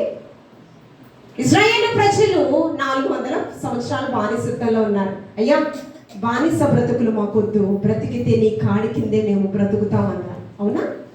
విజ్ఞాపన రొమ్ము కొట్టుకుంటూ వినిపించారంట. వారి ఆర్తనాదాలు విని నమ్మకమైన వ్యక్తిని పంపించాడా? భూమి అన్నంతటిలో మిక్కిలి సాత్వికుడు, నమ్మకస్తుడు మోషేను పంపించాడు. నీటిలో నుంచి తీయబడినటువంటి వ్యక్తి అంట మోషే. ఎలాంటి వాడు? భూమి అన్నంతటిలో మిక్కిలి సాత్వికుడు. ఆ సాత్వికుడికే సాత్వికం లేకుండా చేశారు ఇశ్రాయేలు ప్రజలు. ఏమయ్యారు? కానాను దేశానికి ఎందుకు వెళ్ళలేదు మోషే? బండను చూపించమంటే కోపం వచ్చి సాత్వికం పోయి, ఏమండి ఈ బానిస బ్రతుకులు, అన్న పానాలు లేకుండా ఆకలి దప్పులతో మమ్మల్ని చంపడానికి తీసుకుని వచ్చావా మోషే? కాయగూరలు, కీరకాయలు, దోసకాయలు, ఉల్లిగడ్డలు మాకు జ్ఞాపకం వచ్చుచూ ఉన్నాయ్యా. మరలా ఏడ్చుచూ ఉండేనంట. ఏమండి ఆ బానిస బ్రతుకులు బ్రతుకుతూ ఐగుప్తిలో మేము తిన్న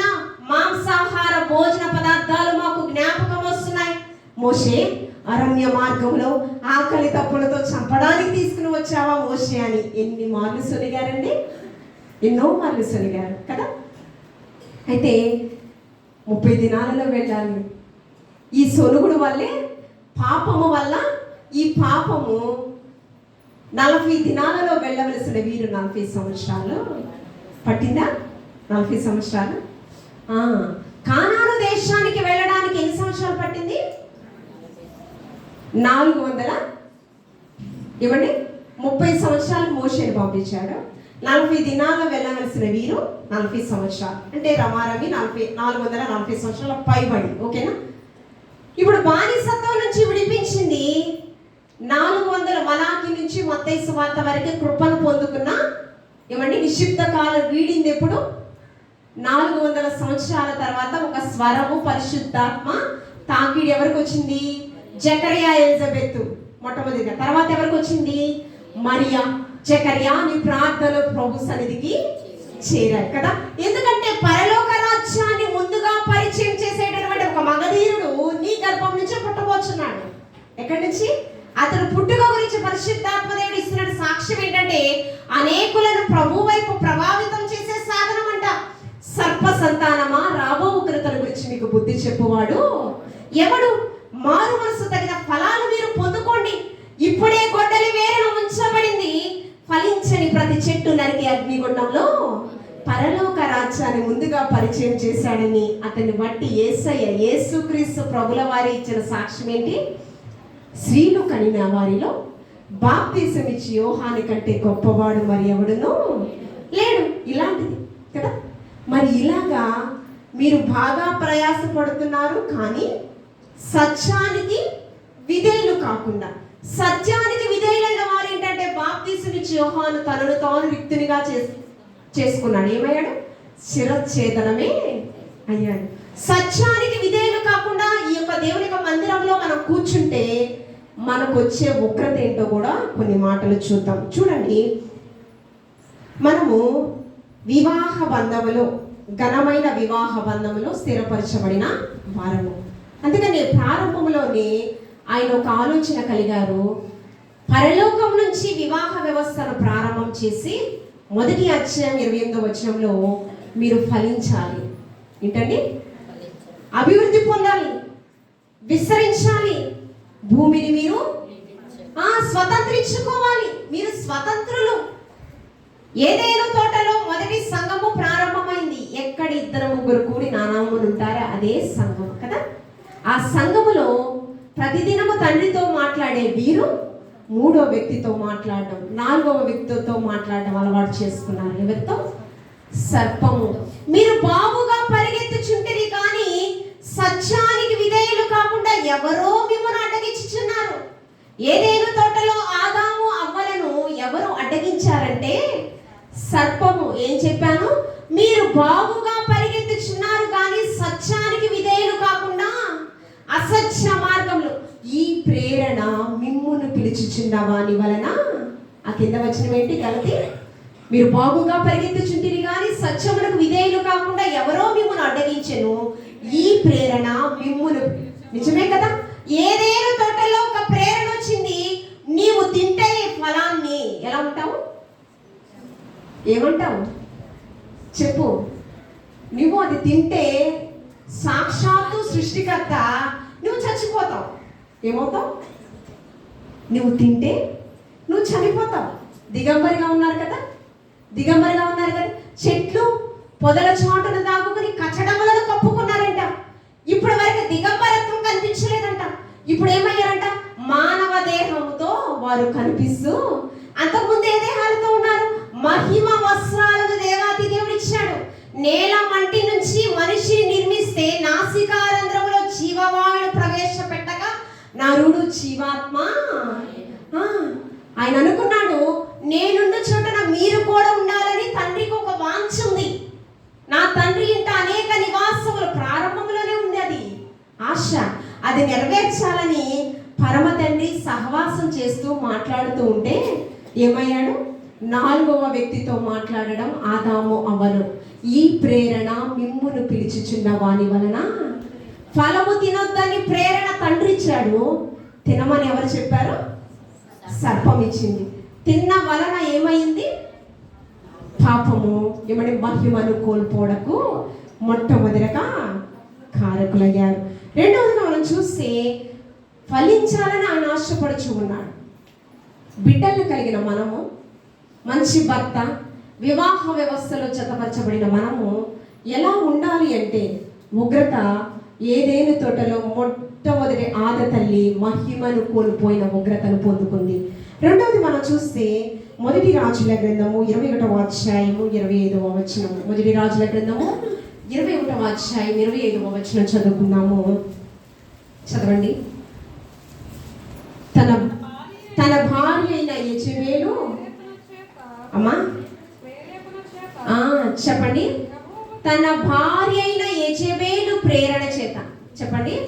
తన భార్య అయిన యెజబెలు ప్రేరణ చేత యెహోవా దృష్టికి కీడు తలపెట్టిన ఆహాబు వంటి వాడు మరి ఎవడును? కీడు, తండ్రికే కీడు చేయడానికి కారకురాలైంది భార్య. ఏమండి?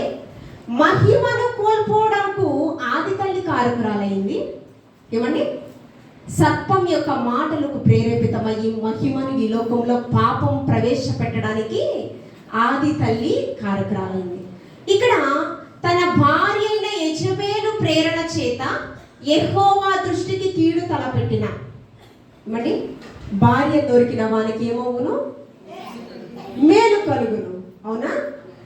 సామెతల గ్రంథము 14వ అధ్యాయం 10వ వచనంలో జ్ఞానము కలిగిన స్త్రీ ఏమవును? కుటుంబాన్ని కట్టును. 3 రాళ్ళు ఏమవును? కుటుంబాన్ని ఓడబెరుకును. యెజబెలంట తన భర్త కంట ప్రేరేపించిందంట. అది ఎంత ప్రేరణకు కారకురాలైందంటే, తండ్రికే, పరమ తండ్రికే, సాక్షాత్తు సృష్టికర్తకే కీడు తలపెట్టే అంత ప్రేరణ తన భర్తకు తీసుకుని వచ్చిందంట. ఎందుకు? కారణం ఏంటి? ఇందాక చెప్పాను. ఒక దినమంట దావీదు, సౌలు, ఇందాక చెప్పాను కదా, విషపు చూపు, ఇటు చూడండి, విషపు చూపు నిమిరాడు. అసూయతో చంపాలనుకున్నాడు. కుమార్తెనిచ్చి వివాహం చేశాడు. అల్లుణ్ణి ఎలాగైనా చంపాలి కంకణం కట్టుకున్నాడు. ఏమండి? మనుషులు, సైనికులు కూడా పురమాయించేశాడు. ఒక మాట ఏం చేశాడంటే, దావీదు తనతో కొంతమంది సైనికులతో వెళ్ళిపోయాడు. వెళితే అక్కడ ఆకలితో ఉన్నాడు. అయితే ఎక్కడన్నా పని దొరుకుతుందేమో అని వెతుకులాటలో ఉన్నాడు. ఆ నోట ఈ నోట ఎవరి దగ్గర పని దొరికింది? నాబాలు దగ్గర పని దొరికింది. నాబాలు మోటివాడు, ఏమంటే మూర్ఖుడు అని పరిశుద్ధాత్మ దేవుడు ఇస్తున్నాడు సాక్ష్యం. కానీ అబీగైలు అంట సుబుద్ధి కలిగిన స్త్రీ అంట, జ్ఞానము కలిగిన స్త్రీ అంట. అబీగైలు ఎలాంటి స్త్రీ? పనివారు సాక్ష్యం ఇస్తూ ఉన్నారండి. ఆమె జ్ఞానం, మంచి బుద్ధి కలిగినటువంటి వ్యక్తి అంట. ఆమె మంచి వివేకం, సమయోచితమైన జ్ఞానం కలిగి. ఇందాకేం చెప్పాను?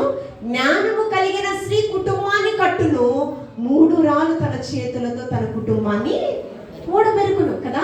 ఇక్కడ కొన్ని వేల గొర్రెల మందని వెంట్రుకలు కత్తిరించే సమయమందు దావీదు తనతో ఉన్న పనివారు ఒక్క గొర్రె పిల్ల తప్పిపోకుండా మందను జాగ్రత్తగా కాచారు. అవునా? మందను జాగ్రత్తగా కాచారు. ఇప్పుడు దావీదు తనతో ఉన్న పనివారు పని చేసిన దానికి జీతం అడగలేదు, కానీ ఏమడిగారు? కొంచెం భోజనము మాకు. నాబాలు ఏం చెప్పారు? పరిశుద్ధాత్మ దేవుడు ఇచ్చిన సాక్ష్యం ఏంటి? మూర్ఖుడు, మొరటివాడు, అజ్ఞానుడు సాక్ష్యం ఇచ్చాడు కదా. నిజమే కదా. ఉదయం నుంచి సాయంత్రం వరకు రెక్కాడితే కానీ డొక్కాడదు అన్నట్టు ఏమవుతుందండి? పంచపక్ష పరమాణ భోజనాలన్నా తాగడానికి నీరు లేకపోతే వృధా కదా. మన కడుపుకి ఎంత పడుతుందో అదే తినగలము. అవునా? శక్తికి మించిన కొలది ప్రయాసపడిన దావీదు తనతో ఉన్న పనివారు ఆకలి తీర్చుకోవడానికి, ఆకలి మంటతో ఉన్న వారిని రెచ్చగొట్టేశాడు. మేము తినే మాంసాహార భోజన పదార్థాలు నీకు పెట్టాలా? రెచ్చగొట్టిన ఆకలి మంటతో ఉన్న దావీదు తనతో ఉన్న పనివారు ఏం చేశారు? ఆయుధాలను సిద్ధపరుచుకున్నారు. ఎవరిని? నాబాలు సంతటి వారిని అందరినీ కూడా హతము చేయాలని. అయితే అక్కడ ఉన్న ఒక పనివారు, ఒక దాసుడు, జ్ఞానము కలిగిన స్త్రీ తన భార్య ఉందయ్యా అని చెప్పి ఈ వార్త తనకి చెప్పినప్పుడు వెంటనే ఆమె ఏం చేసింది? గార్దొప్ప మీద ఆహార పదార్థాలు సిద్ధపరచుకుని అర్ధరాత్రి వేళ దాసీలతో వెళ్ళి దావీదుని ఎదుర్కొని గాతపు నుంచి దిగి అర్ధరాత్రి వేళ సాష్టాంగ నమస్కారం చేసి దావీదుని అడుగుతుంది, నా భర్త తప్పిదము నా తప్పిదముగా భావించి ఏమడుగుతుంది? నా భర్త తప్పిదము నా తప్పిదముగా భావించి, నా భర్త తప్పిదము నా తప్పిదముగా భావించి నా కుటుంబాన్ని విడిచిపెట్టాయా? ఆమె వినయము, ఆమె యొక్క విధేయత ఏమైంది? తన హృదయము మార్చివేసింది. దావీదు అప్పటి వరకు ఏం చేశాడు? హతం చేయాలి అంటే వారి యొక్క నావాలు తరమనే ఉండకూడదు. ఈమె వినయము విధేయత తన కఠినమైన మనస్సు మెత్తని హృదయంగా మార్చేసింది. మోషేనంట జమ్మ పెట్టెలో నదిని విడిచిపెడితే తన తండ్రి ఏమో ఆజ్ఞ జారీ చేశాడు, ఇక పుట్టేటటువంటి కుమారుడు బ్రతకడానికే వీలు లేదు, ఒక శాసనాన్ని అమలుపరిచాడు. ఎందుకంటే శక్తికి మించిన భారాన్ని ఇజ్రాయేలు ప్రజల మీద పెడుతుంటే మోయలేని భారాన్ని వారికంటే ఇంకా సత్తు పెరుగుతూ ఉందంట. ఏమవుతుందంట? సత్తు తగ్గట్లేదంట, బలము తగ్గడం లేదంట. ఏమవుతుంది? అందుకని ఏం చేశాడు? ఇక నుంచి ఇజ్రాయేలు ప్రజలలో మగ శిశువే పుట్టడానికి ఆజ్ఞ జారీ చేశాడు కదా. ఇవ్వండి, రాజు ఆజ్ఞని తిరగ రాశాడు దేవాది దేవుడు. ఎవరి మనసు? మంత్రసానుల మనసు మార్చాడు. అంతేకాకుండా ఫరో కుమార్తె మనసు కూడా మార్చాడు. ఇతడి నిజముగా హెబ్రీ కుమారుడే అని చెప్పినప్పుడు నా తండ్రి ఆజ్ఞ జారీ చేశాడు కదా, నా తండ్రికి ఇచ్చేయాలనుకోవాలి కదా. బండరాతి హృదయాలను మెత్తని హృదయంగా దేవాది దేవుడు మార్చివేస్తాడు. ఇక్కడ ఆమె వినయం, ఆమె యొక్క విధేయత వల్ల తన భర్త దావీదు యొక్క మనసు మారిపోయింది. ఆయన అంటూ ఉన్నాడు, ఇచ్చిన సాక్ష్యము, నరహత్యలు జరగకుండా నీ యొక్క వినయ విధేయతలు కారణమయ్యాయమ్మా అంటున్నాడు. ఏమంటున్నాడు? నీ విధేయత, నీ వినయము నా దగ్గరకు రాకపోతే, ఈ క్రియలలో నీవు చూపించకపోతే ఏమవుతుందంటే నరహత్యలే జరిగాయమ్మా ఇక్కడ అంటే ఉన్నాడు. ఇందాకేం చెప్పాను? జ్ఞానము కలిగిన స్త్రీ కుటుంబాన్ని కట్టిన స్త్రీ అబీగైలు, కూర్చిన స్త్రీ యెజబేలు. యెజబేలు ఏం చేసింది? షోమ్రోను పట్టణములో ఒక ద్రాక్ష వనం ఉందంట, రాజనగర ఆనుకునుందంట. ఆనుకునుంటే ఆ ద్రాక్ష వనము నాకు కావాలని ఆహాబు రాజుకే కోరిక పుట్టిందంట. ఈ లోకంలో ఉన్నవన్నీ కూడా శరీరాశ, నేత్రాశ, జీపుడము. అవ్వమ్మ కూడా నేత్రాశ కలిగేలా, ప్రేరణ కలిగేలా చేసిందంట సర్పం. ఏం చేసింది? నేత్రాశ పుట్టేలా ప్రేరణ. అవునా, తింటే అలా అవుతావా, ఇలా ఎందుకు అవ్వవు? ప్రేరణ, ఆలోచన పుట్టించిందంట. ఒకసారి జరగలేదు ఆ సంభాషణ, ఎన్నో దినాలు జరుగుతూనే, ఎన్నో దినాల గురించి రాస్తే ఇంకా పెద్ద పుస్తకం రాయాలి. ఈ పుస్తకమే మనం చదవలేకపోతున్నాము, ఇంకెన్నో పుస్తకాలు ఇస్తే మనం ఎక్కడ చదవగలము? కట్టే కొట్టే తెచ్చేలా చెప్పండి. అదే లోక సంబంధమైన మాటలు అయితే విస్తారంగా చెప్తే ఏమంటే పిట్ట కథల్లా ఎన్నో గుర్తుండిపోతాయి. ఈ కథ ఎంత చెప్తున్నా, మా పాస్టర్ గారు అభిషక్తులు 24 గంటలు మాకు చెప్తున్నా మర్చిపోతానే ఉంటున్నాము.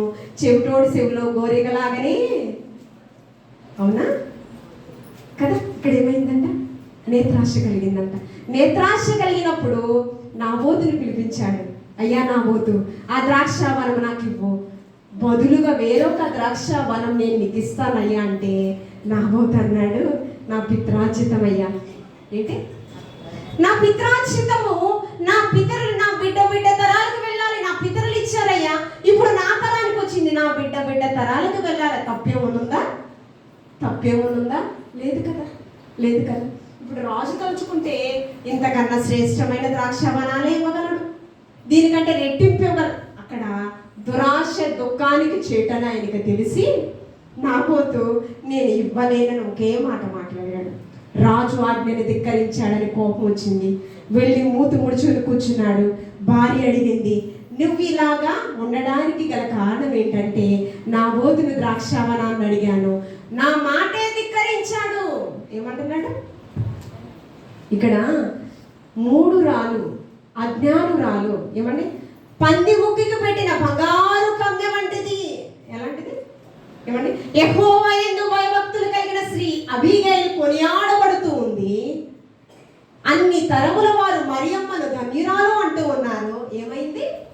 భయభక్తులు కలిగిన స్త్రీ. అందము మోసకరము, సౌందర్యము వ్యర్థము, యెహోవా యందు భయభక్తులు కలిగిన స్త్రీ అబీగైలు. అందుకని క్రొత్త జీవితాన్ని, దావీదుకే భార్యగా అయ్యేటటువంటి గొప్ప భాగ్యాన్ని పొందుకుంది అబీగైలు.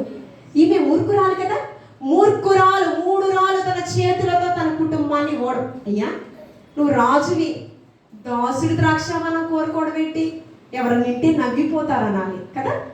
ఈమె అంది అజ్ఞానురాలు, 3 రాళ్ళు. ఏమండి ఈమె ఏం చేసిందో తెలుసా? 2 పనికి మాలిన వ్యక్తులు పంపించు, అబద్ధ సాక్ష్యం చెప్పి నిండు సభలో దైవదూషణ రాజదూషణ అనేది చెప్పానని వాళ్ళకి ట్రైనింగ్ ఇస్తానయ్యా. ట్రైనింగ్ ఇచ్చేసింది. నిండు సభలో నాబోతు మీద అబద్ధ సాక్ష్యం చెప్పించి, ధర్మశాస్త్రం చెప్తుంది దైవదూషణ రాజదూషణ ఎవరైతే చేస్తారో వాళ్ళని ఏం చేయాలి? ఏం చేయాలి? ఏం చేయాలి? నిద్రపోతున్న వాళ్ళు ఒకసారి హల్లెలూయా చెప్పండి. నిద్రపోతున్న వాళ్ళు ఒకసారి హల్లెలూయా చెప్పండి. హల్లెలూయా. నిద్రపోతున్న వాళ్ళు ఒకసారి హల్లెలూయా చెప్పండి. హల్లెలూయా. 99% నిద్రపోవడాల. పళ్ళు ఒకళ్ళిద్దరు ఏమైంది? ఏం చేసింది? నిండు సభలో ఏమండి ధర్మశాస్త్రం ఏం చెప్తుంది? రాళ్లతో కొట్టి చంపాలని. పేదవాడైనటువంటి నాబోతుని చావుకు కారకులయ్యారు భర్త భార్య, 2 పనికి మాలిన వ్యక్తులు. ధర్మశాస్త్రం ఏం చెప్తుంది? నరహత్య చేయకూడదు. ఆజ్ఞ ఏంటి? నరహత్య చేయకూడదు. ఎవరి హృదయాన్ని నువ్వు గాయపరిస్తే అదే నువ్వు నరహత్య చేసినట్లు. ఒక వెపన్స్తో చంపాల్సిన అవసరం లేదు. నరహత్య అంటే ఏంటి? హృదయం నొప్పించే మాట నువ్వు ఎప్పుడైతే పలికావో అది నరహత్యతో, అవునా కదా? ఇక్కడ ఏం చేశారు? నరహత్య ఒక ఆజ్ఞను అతిక్రమించారు. మరి నీ పొరుగు వారి దగ్గు దేనిని నువ్వు ఆశింపకూడదు. 2వ ఆజ్ఞ అతిక్రమించారు. ఏమాజ్ఞ? 2 ఆజ్ఞలు అతిక్రమించారు. అందుకని ఏమైంది? ప్రవక్త వచ్చి నీవు పొందుకునే ఉగ్రత ఏంటో తెలుసా? ఏ ప్రాంతమందు నాబోతు యొక్క రక్తాన్ని కుక్కలు నాకు వేసినాయో అదే ప్రాంతమందు నీ శవాలు, నీ సంతతి వారి శవాలు కుక్కలు తినివేస్తాయండి. ఒకసారి ఆత్మ పరిశీలన చేస్తాం. ఏమండి భర్త శక్తికి మించిన కొలది ప్రయాసపడుతూ ఇంటికి వేతనాన్ని తీసుకొస్తాడు. భార్య అడుగుతుంది, ఆ వేతనం తీసుకుంటుంది. దాక్షయ ప్రక్రియలో ఖచ్చితంగా స్త్రీలే ఎక్కువ శాతం ఉంటారు. అననీయ సపీరా భూమి వేలనంతా కూడా అమ్మారు. అమ్మా ఇక్కడ ఏం చెప్పాను? తన భార్య ప్రేరణ చేత యెహోవా దృష్టికి కీడు తలపెట్టిన ఆహాబు వంటి వాడు ఎవరునూ లేడు.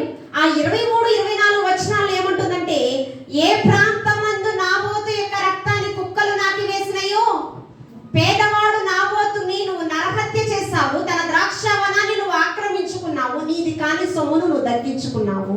దీనికి ఫలితంగా నీ సంతతి వారి యొక్క శవాలు కుక్కలు తిరివేస్తాయి. దేనికి? ఒక 3 రాళ్ళు చేసినటువంటి అజ్ఞానమైన ఆలోచనల వల్ల తన సంతతి వారికే ఉరిమి తెచ్చింది ఒక స్త్రీ ప్రేరణ. 3వది గురించి మనం ఆలోచన చేస్తే ఈ పరిశుద్ధ గ్రంథంలోనే చూడండి మన బిడ్డల్ని ఇందాక చెప్పాను 144 సంగతి ఏం చెప్పాను? బిడ్డలు ఎలా ఉండాలంట? మరుగుజ్జు వాళ్ళు ఉండాలా, ఆత్మీయ ఎదుగుదల వారిలో కనిపించాలి. అందుకనే హన్నా నా కుమారుడే ఇవ్వు అడగాలి. ఏమండి? నాకు కుమారుడు కావాలా, కుమార్తె కావాలా? బైబిలే చెప్పింది. సాక్షాత్తు ప్రవక్త అయినటువంటి సమూయేలు పొందుకున్న తల్లంట మందిరంలో ప్రార్థన చేసింది, నాకు కుమారుణ్ణే నీవివ్వు, ఆ కుమారుణ్ణి నేను నీకు ఇచ్చేస్తానయ్యా అని ప్రార్థన చేసింది. అడగాలి. ఇది పర సంబంధమైన ఆశీర్వాదము, గర్భఫలము, యెహోవా అనుగ్రహించు స్వాస్యము, బహుమానం. ఈ బహుమానం నీకేం కావాలో అది నువ్వు అడగాలి. క్షయమైన ఆశీర్వాదాలు అడగకూడదు. అడిగింది, కుమారుడు పొందుకుంది. ఎక్కడ విడిచింది? మన బిడ్డలు ఎలా పెంచాలంట? ఆత్మ సంబంధమైన పాలనతో పెంచాలి. హన్నా ఏమండి? శరీర సంబంధమైన పాలనలో అన్న కలుషితం ఉంది. ఎక్కడ విన్నారా మీరు? తల్లి పాలు కూడా ఇవ్వద్దన్నారమ్మా. ప్యాకెట్స్ పాలు డబ్బా పాలు పడుతున్నారు. విన్నారా? ఎందుకంటే తల్లి పాలల్లోనే కలుషితం ఉందేమో కానీ ఏమండి సజీవమైన ఆత్మ సంబంధమైన పాలల్లో కలుషితము లేదు. అందుకని హన్నా ఎక్కడ పెంచింది? దేవుని యొక్క మందిరంలో. అప్పుడంట 3వ అధ్యాయంలో మొదటి సమూయేలు గ్రంథంలో చాలా స్పష్టంగా ప్రవక్తలతోనే మాట్లాడలేని దినాలలో ఏమండి పరిశుద్ధాత్మ దేవుడు ఎవరితో మాట్లాడంట? పరమ తండ్రి ఎవరితో మాట్లాడ? ప్రవక్తలతో మాట్లాడలేని దినాలలో బౌలుడైన సమూయేలు. నేను చిన్నపిల్లలకు కూడా సండే స్కూల్ చెప్తాను, మాస్టర్స్కే కాదు, చిన్నపిల్లలు.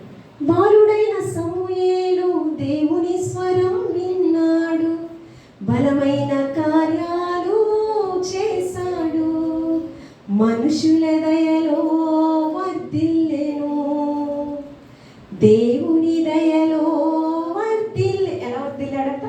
యేసుక్రీస్తు ప్రభుల వారు కూడా వయసునందు జ్ఞానమందు మనుషుల దయలో దేవుని దయలో వర్ధిల్లాడట. బాలుడైన సమూయేలు బాల్య వయసులో దేవుని యొక్క స్వరాన్ని విన్నాడంట. ప్రవక్తలే వినలేని దినాలలో ఏమండి ఆత్మ సంబంధమైన పాలతో పెంచింది దేవుని స్వరము. ఇక్కడ కూడా మనం ఆలోచన చేస్తే మన బిడ్డలు పరలోక సంబంధమైన ఆశీర్వాదం. వారిని ఎలా పెంచాలి? ఎదిగిన ఆత్మీయతలో ఎదిగిన మొక్కల వలె, నగరకు చెక్కబడిన మూల కంబాల వలె, భోజనపు బల్ల చుట్టూ బిడ్డలు వలీవ మొక్కల వలె పెంచాలి. ఎలా పెంచాలి? ఎలా పెంచాలి? వలీవ మొక్కల వలె. నోవాహు కాలంలో సృష్టి అంతా కూడా నిర్మానుషంగా ఉంటే జలప్రలయం తర్వాత ఏది మిగిలింది? కాకిని పంపించాడు నోవాహు, తిరిగి రాలా, విశ్వాసానికి సాదృశ్యం. పావురాన్ని పంపించాడు, పావురము ఏం తీసుకొచ్చింది? వలీవ చెట్టు కొమ్మను తీసుకొచ్చిందని. దానికి మరణము. మన బిడ్డల ఆత్మీయతలో ఎదిగిన మొక్కల వలె, భోజనపు బల్ల చుట్టూ వలీవ మొక్కల వలె ఉండాలని దేవదేవుడు ఆశపడుచు ఉన్నాడు కదా. అలా పెంచాలి కదా. అందుకని బిడ్డలకు క్రోపం రేపక, ఎఫెసీయులకు రాసిన పత్రిక 6వ అధ్యాయం మొదటి 3 వచనాలలో ఏమండి బిడ్డలకు కోపం రేపక ప్రభు యొక్క శిక్షలోను బోధలోను వారిని పెంచాలంట. బిడ్డలు దీర్ఘాయుష్మంతులు అవ్వాలి అని అంటే ఎలాగా? ప్రభు యొక్క శిక్షలో బోధలో వారు పెరగాలి. కానీ చూడండి మత్తయి సువార్త 14వ అధ్యాయం 8వ వచనం. 14వ అధ్యాయం 8వ వచనం. మత్తయి సువార్త 14వ అధ్యాయం 8వ వచనం. నానా తమ్ముడు కనిపిస్తుందా? వీడియో ఆఫ్ అయిందా? మత్తయి సువార్త 14వ అధ్యాయం 8వ వచనం. అప్పుడు ఆమె తన తల్లి చేత ప్రేరేపించబడినదై బాప్తీసమిచ్చి యోహాను తలను నరికి పళ్ళెంలో పెట్టి నాకు ఇవ్వమని. ఒక తల్లి ఏమని ప్రేరేపించిందంట? హేరోదియు అంట తన కుమార్తెనంట ప్రేరేపితం చేసిందంట. ఏంటి? నువ్వు కలెక్టర్ అవ్వాలని ప్రేరేపితం చేయాల, ఏమైంది? నువ్వు పెద్ద డాక్టర్ అవ్వాలని ప్రేరేపితం చేయాల, ఆర్మీ జవాన్ అవ్వాలని ప్రేరేపితం చేయాల. ఎలాగా? మన పుట్టినింటి వానికి మెట్టినింటి వానికి గర్వకారణమైన కుమార్తెగా ఉండాలని ప్రేరేపితం చేయాల. తుచ్చమైన వాటి కోసం పిల్లలు విషపు బీజాన్ని నేర్పిస్తూ ఉంటున్నారు తల్లిదండ్రులు. అసలు మన ఆలోచన చాలా భిన్నంగా ఉండాలి. మన బిడ్డలకి ఉన్నతమైన ప్రణాళికలతో, ఉన్నతమైన ఆలోచనలతో మన బిడ్డల్ని అన్ని తుంచిమైన ఆలోచనలు ఏమండి ఇవన్నీ అందరూ కోరుకునే కోరికలు. ఆశీర్వాదకర్తగా నీవు ఉండాలని, నీ బిడ్డలు ఉండాలని ఆయన ఆశ. ఏమండి నువ్వు ఎక్కడ నిలుచుంటే అక్కడ ఆశీర్వాదము. యాకోబు అన్నను మోసం చేసి ఏమయ్యాడు? ఎక్కడికి వెళ్ళిపోయాడు? పారిపోయాడా? ఏసావును మోసం చేశాడు, జ్యేష్ఠత్వం హక్కులు పొందుకున్నాడు. తండ్రి ఏమయ్యాడు? నీ అన్న నిన్ను చంపుతాడు, పారిపోయి లాబాను ఇంటి దగ్గర దాక్కో అన్నాడు. వెళ్ళిపోయాడు కదా. వెళ్ళే ప్రక్రియలో అరణ్యము వచ్చింది. అరణ్యంలో ఏమైంది? సేద తీర్చుకుంటూ ఉన్నాడంట. సేద తీర్చుకుంటూ ఉంటే అక్కడ ఒక నిచ్చెన కనిపించిందంట. ఆ నిచ్చెనంట దేవదూతలు ఎక్కుతూ దిగుతూ, ఆ నిచ్చెన యేసుక్రీస్తు ప్రభుల వారికి సాదృశ్యంగా ఎక్కుతూ దిగుతూ ఉన్నారంట. అది అరణ్యం అంట. దర్శనం చూశాడంట. అప్పుడు అంటూ ఉన్నాడంట, ఇది పరలోకపు గవినే గాని వేరొకటి కానే కాదు. ఏమండి, ఎక్కడ ఇద్దరు ముగ్గురు కూడి ఉంటే అది దేవుని సంఘం అన్నాను. అంటే ఇది మందిరమే కాదు, దేవుని సంఘం. క్రైస్తవ సమాజం ఎక్కడ ఇద్దరు ముగ్గురు ఉంటే అది దేవుని సంఘంగా మార్చబడాలని ఆయన ఉద్దేశం. అరణ్యం అంటున్నాడు, పరలోకపు గమని అంటూ ఉన్నాడు. క్రైస్తవ స్త్రీ, నీవు ఆశీర్వాదకరమైన స్త్రీవి, ఆశీర్వాదకరమైన కుమారుడు, ఆశీర్వాదకరమైన కుమార్తెగా ఉండాలని ఆయన వాంఛ. అందుకని ఆయన అంటూ ఉన్నాడు, కుమార్తెలు నగరకు చెక్కబడిన మూలకం. ఈ వాగ్దానం స్థిరపరచబడాలి. గర్భకారణమైన కుమార్తెగా ఉండాలి ఆ కుమార్తె. ఏమండి, ఒక మచ్చ తీసుకువచ్చే కుమార్తెలుగా బిడ్డలను పెంచకూడదండి. ఏమండి, శక్తికి మించిన కొద్ది రక్తాన్ని దారపోసి మనం అనుకుంటూ ఉంటాము, అయ్యా నా రక్తాన్ని దారపోసి, తండ్రి రక్తాన్ని దారపోసి అహర్నిశలు ప్రయాసపడుతూ వ్యయ ప్రయాసలతో ఫీజులు మొయ్యలేని భారం మా మీద పడుతున్నా, నువ్వేదో ఉన్నత స్థితిలోకి వెళ్ళాలని మా ఆశలు, మా కోరికలన్నీ నీ మీద ఉన్నాయ్యా అని వాళ్ళు ఎంత కష్టపడతాము. కాలేజీకి వెళ్ళకపోతే కొట్టడానికి కూడా వెనుకాడు. అలాగే దేవుని యొక్క లేఖనాలు వాళ్ళు ధ్యానించకపోతే కూడా మనం అలాగే పనిష్మెంట్ చేయాలి. దేవునిలో ఎదగకపోతే బాలుడు నడవలసిన త్రోవను వారికి నేర్పించాలి. నేర్పించకపోతే ఏమవుతుంది, పెద్దవాడైనప్పుడు వాటి నుండి తొలగిపోడు. అందుకని మొదటి యోహాను పత్రిక 4వ వచనంలో ఏమంటూ ఉన్నాడు, చిన్నపిల్లలారా మీరు దేవుని సంబంధులు. ఎవరు? మన బిడ్డలు ఎవరి సంబంధులు? దేవుని సంబంధులు. మీలో ఉన్నవారు లోకంలో ఉన్నవారి కంటే గొప్పవారు. కదా మన బిడ్డలు పరలోక రాజ్య పౌరులు. పరలోక రాజ్యాన్ని పరిచయం చేసే విధంగా మన బిడ్డల్ని పెంచాలి. కానీ హేరోదియు ఒక పాపం చేసిందంట. ఏం చేసింది? ఒక పాపం చేసింది. బాప్తిసం ఇచ్చే యోహాన్ని యేసుక్రీస్తు ప్రభుల వారు స్త్రీలు కనిన కుమారుల్లో బాప్తిసం ఇచ్చే యోహాను కంటే గొప్ప. అలా పెంచింది ఎవరంటే తన తల్లి, తన తండ్రి జకరియా, ఎలిజబెత్తును అలా పెంచారు కదా. కానీ ఈమె పాపం చేసింది. బాప్తిసం ఇచ్చే యోహాను యేసయ్య నుంచే మంచి సాక్ష్యం పొందుకోవడానికి గల కారణం ఏంటంటే పాపాన్ని అసహించుకున్న వ్యక్తి అంట. బాప్తిసం ఇచ్చే యోహాను ఎలాంటి వాడు? పాపాన్ని ఖండించుకున్న వ్యక్తి, ఖండించిన వ్యక్తి. అసలు హేరోదియు పాపం చేసింది. అమ్మా నువ్వు చేసింది పాపం, పాపానికి వచ్చే జీతం మరణము, నీ యొక్క వైఖరిని నువ్వు మార్చుకో అంటే ఆమె ఏం చేసింది? విషపు చూపు నిమిరి బాప్తిసం ఇచ్చే యోహాను నాకు సలహా ఇస్తాడా, ఎలాగైనా ఇతన్ని చంపాలి. రాజుతో చెప్పింది, నువ్వేం చేస్తావో నాకు తెలియదు, ఇతను చావాలి. అమ్మా అలా చేయడానికి అవ్వదు. ఏమండి, అందరు మనుషులందరూ కూడా ప్రవక్తగా కొనియాడుచూ ఉన్నారు. ఇప్పుడు మనం చంపడానికి అవ్వదు. ఆమెను సాటిస్ఫై చేయడానికి ఏం చేశాడంటే చెరసాల్లో పెట్టాడు. అయినా కూడా విషపు చూపు నిమిరెను, ఎలాగైనా చంపాలి. ఏం చేసింది? అక్కడేమో భర్తను పాపంలో ప్రేరేపితం చేసింది, తీరని శోకం తెచ్చుకుంది. ఇక్కడ తల్లేమో కుమార్తెను పాపంలో ప్రేరేపితం చేసింది. హేరోదు జన్మదినోత్సవం వేడుకలు వచ్చినాయి. అందరూ ఆమెకున్న తలాంతులు ప్రజెంటేషన్ చేస్తున్నారు. కుమార్తె నువ్వు నాట్యం నేర్చుకోవాలి, నేర్పించింది. ఆ హృదయాన్ని గెలుచుకోవాలి. రాజు హృదయాన్ని గెలుచుకుని బలా ఏమి వరం కావాలో కోరుకో అని అడుగుతాడు. అప్పుడు నువ్వేం చెప్పాలమ్మా? వజ్ర వైడూర్యాలు అడగకూడదు, విలువైన ఆభరణాలు అడగకూడదు, విలువైన వస్త్రాలు అడగకూడదు. ఏమండి, ఒక మేడం విద్య అడగకూడదు. ఏమడగాలి? నాకు విషం ఉంది ఒక వ్యక్తి మీద, ఏం చేయాలి? ఆ విషం ఒక వ్యక్తి మీద నేను చిమ్మాలి. బాప్తిసం ఇచ్చే యోహాను తల నరికి పళ్ళెంలో పెట్టి నాకు ఇవ్వండి, నేను నా తల్లికి తీసుకుని వెళ్ళి ఇవ్వాలి. ఎక్కడో ఆ నోట ఈ నోట దుర్వార్తలు వింటున్నాం. చిన్నపిల్లలు చంపేస్తున్నారంట. ఏమండి, యవన బిడ్డలు భయంకరమైన పాపంలో బ్రతుకుతున్నారంట. ఆ నోట ఈ నోట విన్నప్పుడు నేను అంటాను, ఎక్కడో జరగడం అంటే మన ఇంట్లోనే జరుగుతున్నాయి కదా, క్రైస్తవ కుటుంబాల్లోనే జరుగుతున్నాయి కదా. నాకు ఆశ్చర్యమే.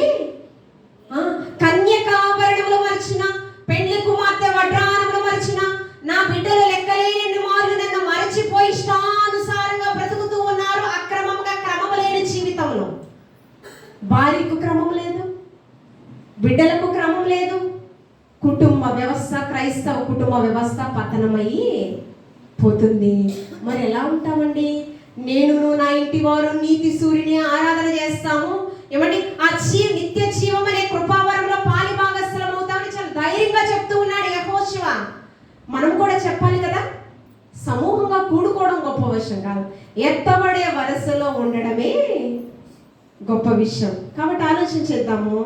కీడు తలపెట్టుకుంది, అవ్వమ్మ ఏమండి ఈ లోకంలో పాపమే ప్రవేశించింది. ప్రేరణ సర్పం యొక్క మాటలకు ప్రేరేపితమైంది. యెజబెలు తన భర్తను ప్రేరేపితం చేసింది. కుటుంబం అంతా కూడా పతనం అయిపోయింది. దేవుని ఉగ్రతను పొందుకుని ఇక్కడ హేరోదియు బిడ్డను పాపంలో ప్రేరేపితం చేసింది. ఏమైంది? నరహత్య పాపము. కుమార్తెకు కూడా దేవుని యొక్క ఆశీర్వాదాలను దూరం చేసి ఏమండి దేవుని యొక్క ఆశీర్వాదాలు దూరం చేసే భార్యలు ఉన్నారు. దేవుని ఆశీర్వాదము దూరం చేసే తల్లులు ఉన్నారు నేటి సమాజంలో.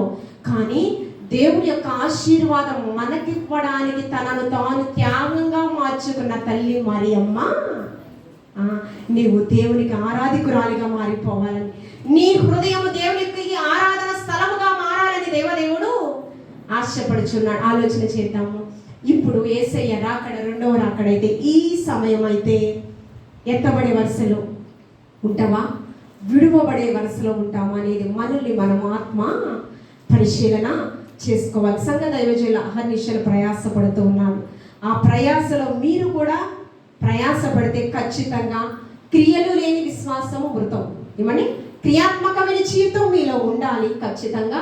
అప్పుడే భూ సంబంధమైన పరలోక సంబంధమైన జీవం అనే కృపావరంలో పాలిభాగస్తులయ్యి జీవం అనే కిరీటము, నిత్య జీవ కిరీటము మీరందరూ కూడా పొందుకుంటారు. ఆ జీవ గ్రంథంలో మీ పేర్లు, అకుల్లా ప్రిస్కిల్లా పేర్లు ఏ విధంగా లిఖించబడ్డాయో మీ పేర్లు కూడా అలా లిఖించబడతాయి. అట్టి కృపను మీరందరూ కూడా పొందుకొందురు కాక. ఆమేన్. ఎప్పుడయ్యా లోక కళ్యాణము, ఎక్కడయ్యా మహోత్సవం, ఎప్పుడయ్యా లోక కళ్యాణము, ఎక్కడయ్యా మహోత్సవం, మధ్యాకాశమా మహిమలోకాలయ, మధ్యాకాశమా మహిమలోకాలయ, నా ప్రియుడా నా ప్రియ యేసు, నా వరుడా పెళ్లి కుమారుడా, నా ప్రియుడా నా ప్రియ యేసు, నా వరుడా పెళ్లి కుమారుడా, సర్వాన్ని విడచి నీ కొరకు రాగా, నా ప్రాణ ప్రియుడా నాకెదురొచ్చినావా, సర్వాన్ని విడచి నీ కొరకు రాగా, నా ప్రాణ ప్రియుడా నాకెదురొచ్చినావా, నీ విడచిపోక నిన్ను హత్తుకుంటా, నీ విడచిపోక నిన్ను హత్తుకుంటా, పరలోక సౌందర్య తేజోమయుడా, పదివేలలో అతి సుందరుడా, పరలోక సౌందర్య తేజోమయుడా, పదివేలలో అతి సుందరుడా, ఎప్పుడయ్యా లోక కళ్యాణము, ఎక్కడయ్యా మహోత్సవం, ఎప్పుడయ్యా లోక కళ్యాణము, ఎక్కడయ్యా మహోత్సవం, మధ్యాకాశమా మహిమలోకాలయ, మధ్యాకాశమా మహిమలోకాలయ, నా ప్రియుడా నా ప్రియ యేసు, నా వరుడా పెళ్లి కుమారుడా, నా ప్రియుడా నా ప్రియ యేసు, నా వరుడా పెళ్లి కుమారుడా. ప్రేమానమ్మకము కలిగిన పరమ తండ్రి, స్తుతులకు పాత్రుడా, స్తోత్రాకుడా, గణితకారుడా, మా గొప్ప దేవానికి వందనాలు. సజీవమైన వాక్కులతో ప్రతి హృదయాన్ని మీరు సంధించినందుకు వందనాలు ప్రభువా. నీకు స్తోత్రము. వాక్యము విడిచిపెట్టే వారిగా కాకుండా హృదయంలో స్థిరపరచుకుని వాక్యానుసారమైన జీవితము నీ ప్రియులందరికీ మీరు దయచేయండి ప్రభువా. నీకు ఆయాసకరమైన క్రియలన్నీ కూడా విసర్జించి నీలో అంటు కట్టబడిన స్థితిని ప్రభువా నీ ప్రియులందరికీ మీరు దయచేయండి ప్రభువా. నీకు స్తోత్రము. నిత్య జీవానికి చేర్చేటటువంటి జీవము కలిగినటువంటి ఈ సంఘములో సంఘ దైవజనులు అహర్నిశలు ప్రయాసపడుచుండగా సమర్పణతో నీ సేవలు కొనసాగుచు ఉండగా రెట్టింపు ఆశీర్వాదానికి యోగ్యులుగా మీరు ఎంచమని అడుగుచు ఉన్నాను. అభిషక్తురాలు మీరు దీవించండి, ఆశీర్వదింపచేయండి. వారి నిలుచున్న ప్రతి ఒక్క స్థలాన్ని మీరు పరిశుద్ధపరచమని అడుగుచు ఉన్నాను. వారి కుటుంబాన్ని మీరు ఆశీర్వదింపచేయండి. ప్రభువా నీకు స్తోత్రము. ప్రభువా సంఘ సరిహద్దులు మీరు విశాలపరచండి. ఒక దినాన ఈ ప్రాంగణములో, ఈ యొక్క ప్రాంగణం అంతా కూడా విశ్వాసాల సమూహముతో మీరు నింపమని అడుగుచు ఉన్నాను. ప్రభువా నీకు స్తోత్రము. ప్రభువా ఇది నీ పరిచర్య, ఘనమైన పరిచర్య జరిగించు ఉండగా ప్రభువా నీకు స్తోత్రము. అనేకమైన శ్రమలు, అనేకమైన నిందలు, అనేకమైన అవమానాలు ప్రభువా, ప్రతికూల పరిస్థితులు వస్తూ ఉంటాయి. ప్రభువా నీకు స్తోత్రాలు. ప్రభువా నీకు వందనాలు. మనుషులు దూషించినప్పుడు ప్రభువా, శ్రమానుభవం మీరు బ్రతుకుచూ ఉన్నప్పుడు ఆనందించండి, సంతోషించండి. మీ ఫలము పరలోకమందు అధికమగునని సెలవిస్తున్న దేవా నీకు వందనాలు. దైవజనులు మీరు దీవించండి, నిండారుగా దీవించండి. పరలోక సంబంధం ప్రతి ఆశీర్వాదం మీరు కుటుంబం పైన మీరు నింపమని అడుగుచూ ఉన్నాను. ప్రభువా పులిపీఠం ఆవిష్కరించినటువంటి అభిషక్తురాలందరినీ వారు చేసినటువంటి సేవా పరిచర్యను మీరు 30 100గా ఫలింపచేయమని అడుగుచూ ఉన్నాను. ప్రభువా నీకు స్తోత్రము. వచ్చిన సంఘ బిడ్డలందరినీ మీ ఆత్మాభిషేకత నింపుకోమని అడుగుచూ ఉన్నాను. అంత్య దినాలలో వృద్ధులు ప్రవచిస్తారు, బిడ్డలు ప్రవచిస్తారు, దర్శనాలు చూస్తారని సెలవిస్తున్న దేవా, ఈ అంత్య దినాలలో ప్రతి ఒక్కరిపై నీ ఆత్మాభిషేకంతో నింపి ప్రభువా నీ పరిచర్యలో ప్రతి ఒక్కరిని పాలిభాగస్సులో మీరు ఏర్పాటు చేసుకోమని అడుగుచూ ఉన్నాను. ప్రభువా నీకు స్తోత్రము. అనారోగ్య పరిస్థితిలో ఉన్న ప్రతి ఒక్కరిని మీరు దర్శించండి. నీ కృపగల హస్తాలకు అప్పచెప్పుచూ ఉన్నాను. ప్రభువా నీ రక్తాన్ని ప్రోక్షింపచేయండి. ప్రభువా పాపం నుండి, శాపం నుంచి వారికి విడుదల దయచేయండి. ప్రభువా నీకు స్తోత్రం. దురాత్మ సంఖ్యలను మీరు ఛేదించమని అడుగుచూ ఉన్నాను. ప్రభువా నీకు స్తోత్రము. పరిశుద్ధుడా నీకు వందనాలు. ఇక్కడున్న ప్రతి ఒక్కరు కూడా మరియ ఉత్తమమైనది ఎంచుకునేది ప్రభువా. అది ఆమె వద్ద నుండి ఎవరిని కూడా తీసివేసేటటువంటిది కాదు. ప్రభువా నీకు స్తోత్రము. మార్త వలె క్షయమైన వాటి కొరకు ప్రయాసపడక ఉత్తమమైన వాటి కొరకు ప్రయాసపడే మరియల వలె కూడా ప్రతి ఒక్కరిని మీరు ఆశీర్వదింపచేసి ఈ రాజ్య వారసురాండ్లుగా ప్రతి ఒక్కరిని మీరు ఆయుధపరచమని, మరి ముఖ్యంగా ప్రభువా అభిషక్తురాలు వారి పరిచర్యను మీరు ఫలాభివృద్ధిలోనికి మీరు నడిపించి నూరంతలుగా ఫలింపచేయమని ప్రభువా నీ రాకడలో ఈ పరిచర్య, ఈ సంఘము ఎత్తబడే సంఘముగా, ఇక్కడున్న ప్రతి ఒక్క సంఘమును సార్వత్రిక సంఘాలకు ఎత్తబడే సంఘాలకు మీరు ఏర్పాటు చేసుకోవడమని క్రీస్తు పరిశుద్ధ నామంలో అడిగి వేడుకుని ప్రార్థించుచున్నాము తండ్రి. ఆమేన్. అవకాశం ఇచ్చినటువంటి సంఘ గురువర్యులు పాస్టర్ గారికి, మరి సంఘమునకు, మరి ముఖ్యంగా రాజా పాస్టర్ గారు, మరి సేవకురాళ్ళు అందరికీ కూడా హృదయపూర్వక వందనాలు తెలియజేస్తున్నాను. అందరూ చప్పలు కొట్టి దేవుని పరిశుద్ధ దివ్యనామములకు మహిమ కలుగుగాక. చాలా శ్రేష్టమైన సందేశము మేము వింటుంది అన్ని వింటున్నాము. సమృద్ధి అయిన వాక్యం, దేవుని నామానికి మహిమ కలుగుగాక. హల్లెలూయా.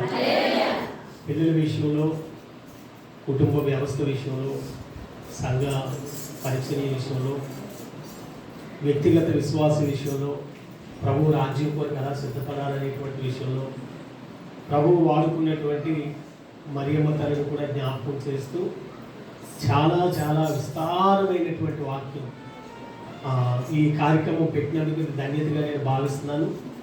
మరి చెప్పిన వెంటనే మా ప్రియ తమ్ముడు దైవజనులు, సీనియర్ దైవజనులు వారు ప్రభు సన్నిధిలో ఉన్నారు. వారి కుమారులు రాజా, అలాగే చెల్లి పాసం గారు, వారు ఆ ప్రేమతో మరి మన పాసం గారికి విశ్వశాంతి ప్రశాంత్ మేడం గారు మనకి పరిచయం చేయడం జరిగింది. ఇదే మొదటి పరిచయం వారితో. కానీ చాలా సర్దుబాటు కలిగిన, మంచి మనసు కలిగిన పేదవారిని కూడా ఎంతో పరిచయం చేసేటువంటి సిస్టర్ గారని మేము విన్నాము. అలాంటి వారు మన ప్రాంతానికి వస్తే మనకు ఆశీర్వాదం. దేవుని నామాన్ని మహిమ కలుగుగాక. వాక్యం ఎంత విలువైనదో, ప్రేమ, ప్రజల ఏడులో మంచి భావాలు కలిగినటువంటి మనసు కలిగిన దేవుడి సేవకురాలు మన మధ్యకి వస్తే మనకు ఆశీర్వాదం అని భావించి మరి చెల్లితో పాసంగా చెప్పడం, వారితో సమయాన్ని హెచ్చించి దూర ప్రాంతం ప్రయాణం చేసి మన మధ్యకి విచ్చేసి విలువైన వర్తమానం ఇచ్చినటువంటి విశ్వశాంతి ప్రశాంత్ మేడం గారికి హృదయపూర్వకమైన మనసారా నేను వందనాలు తెలియజేస్తున్నాను. దేవుడు ఇంకా మిమ్మల్ని బలంగా వాడుకోవాలని మా ప్రార్థన. చప్పలు కొట్టి చాలా సంతోషం. మరి ఇప్పటికే కాలాతీతం అయింది. కాలం అంటే అదేం కాలం కాదు, కానీ టైం చూసుకుంటేనే ఎక్కువైనట్టు అనిపిస్తుంది. కేక్ కటింగ్ ఉంది.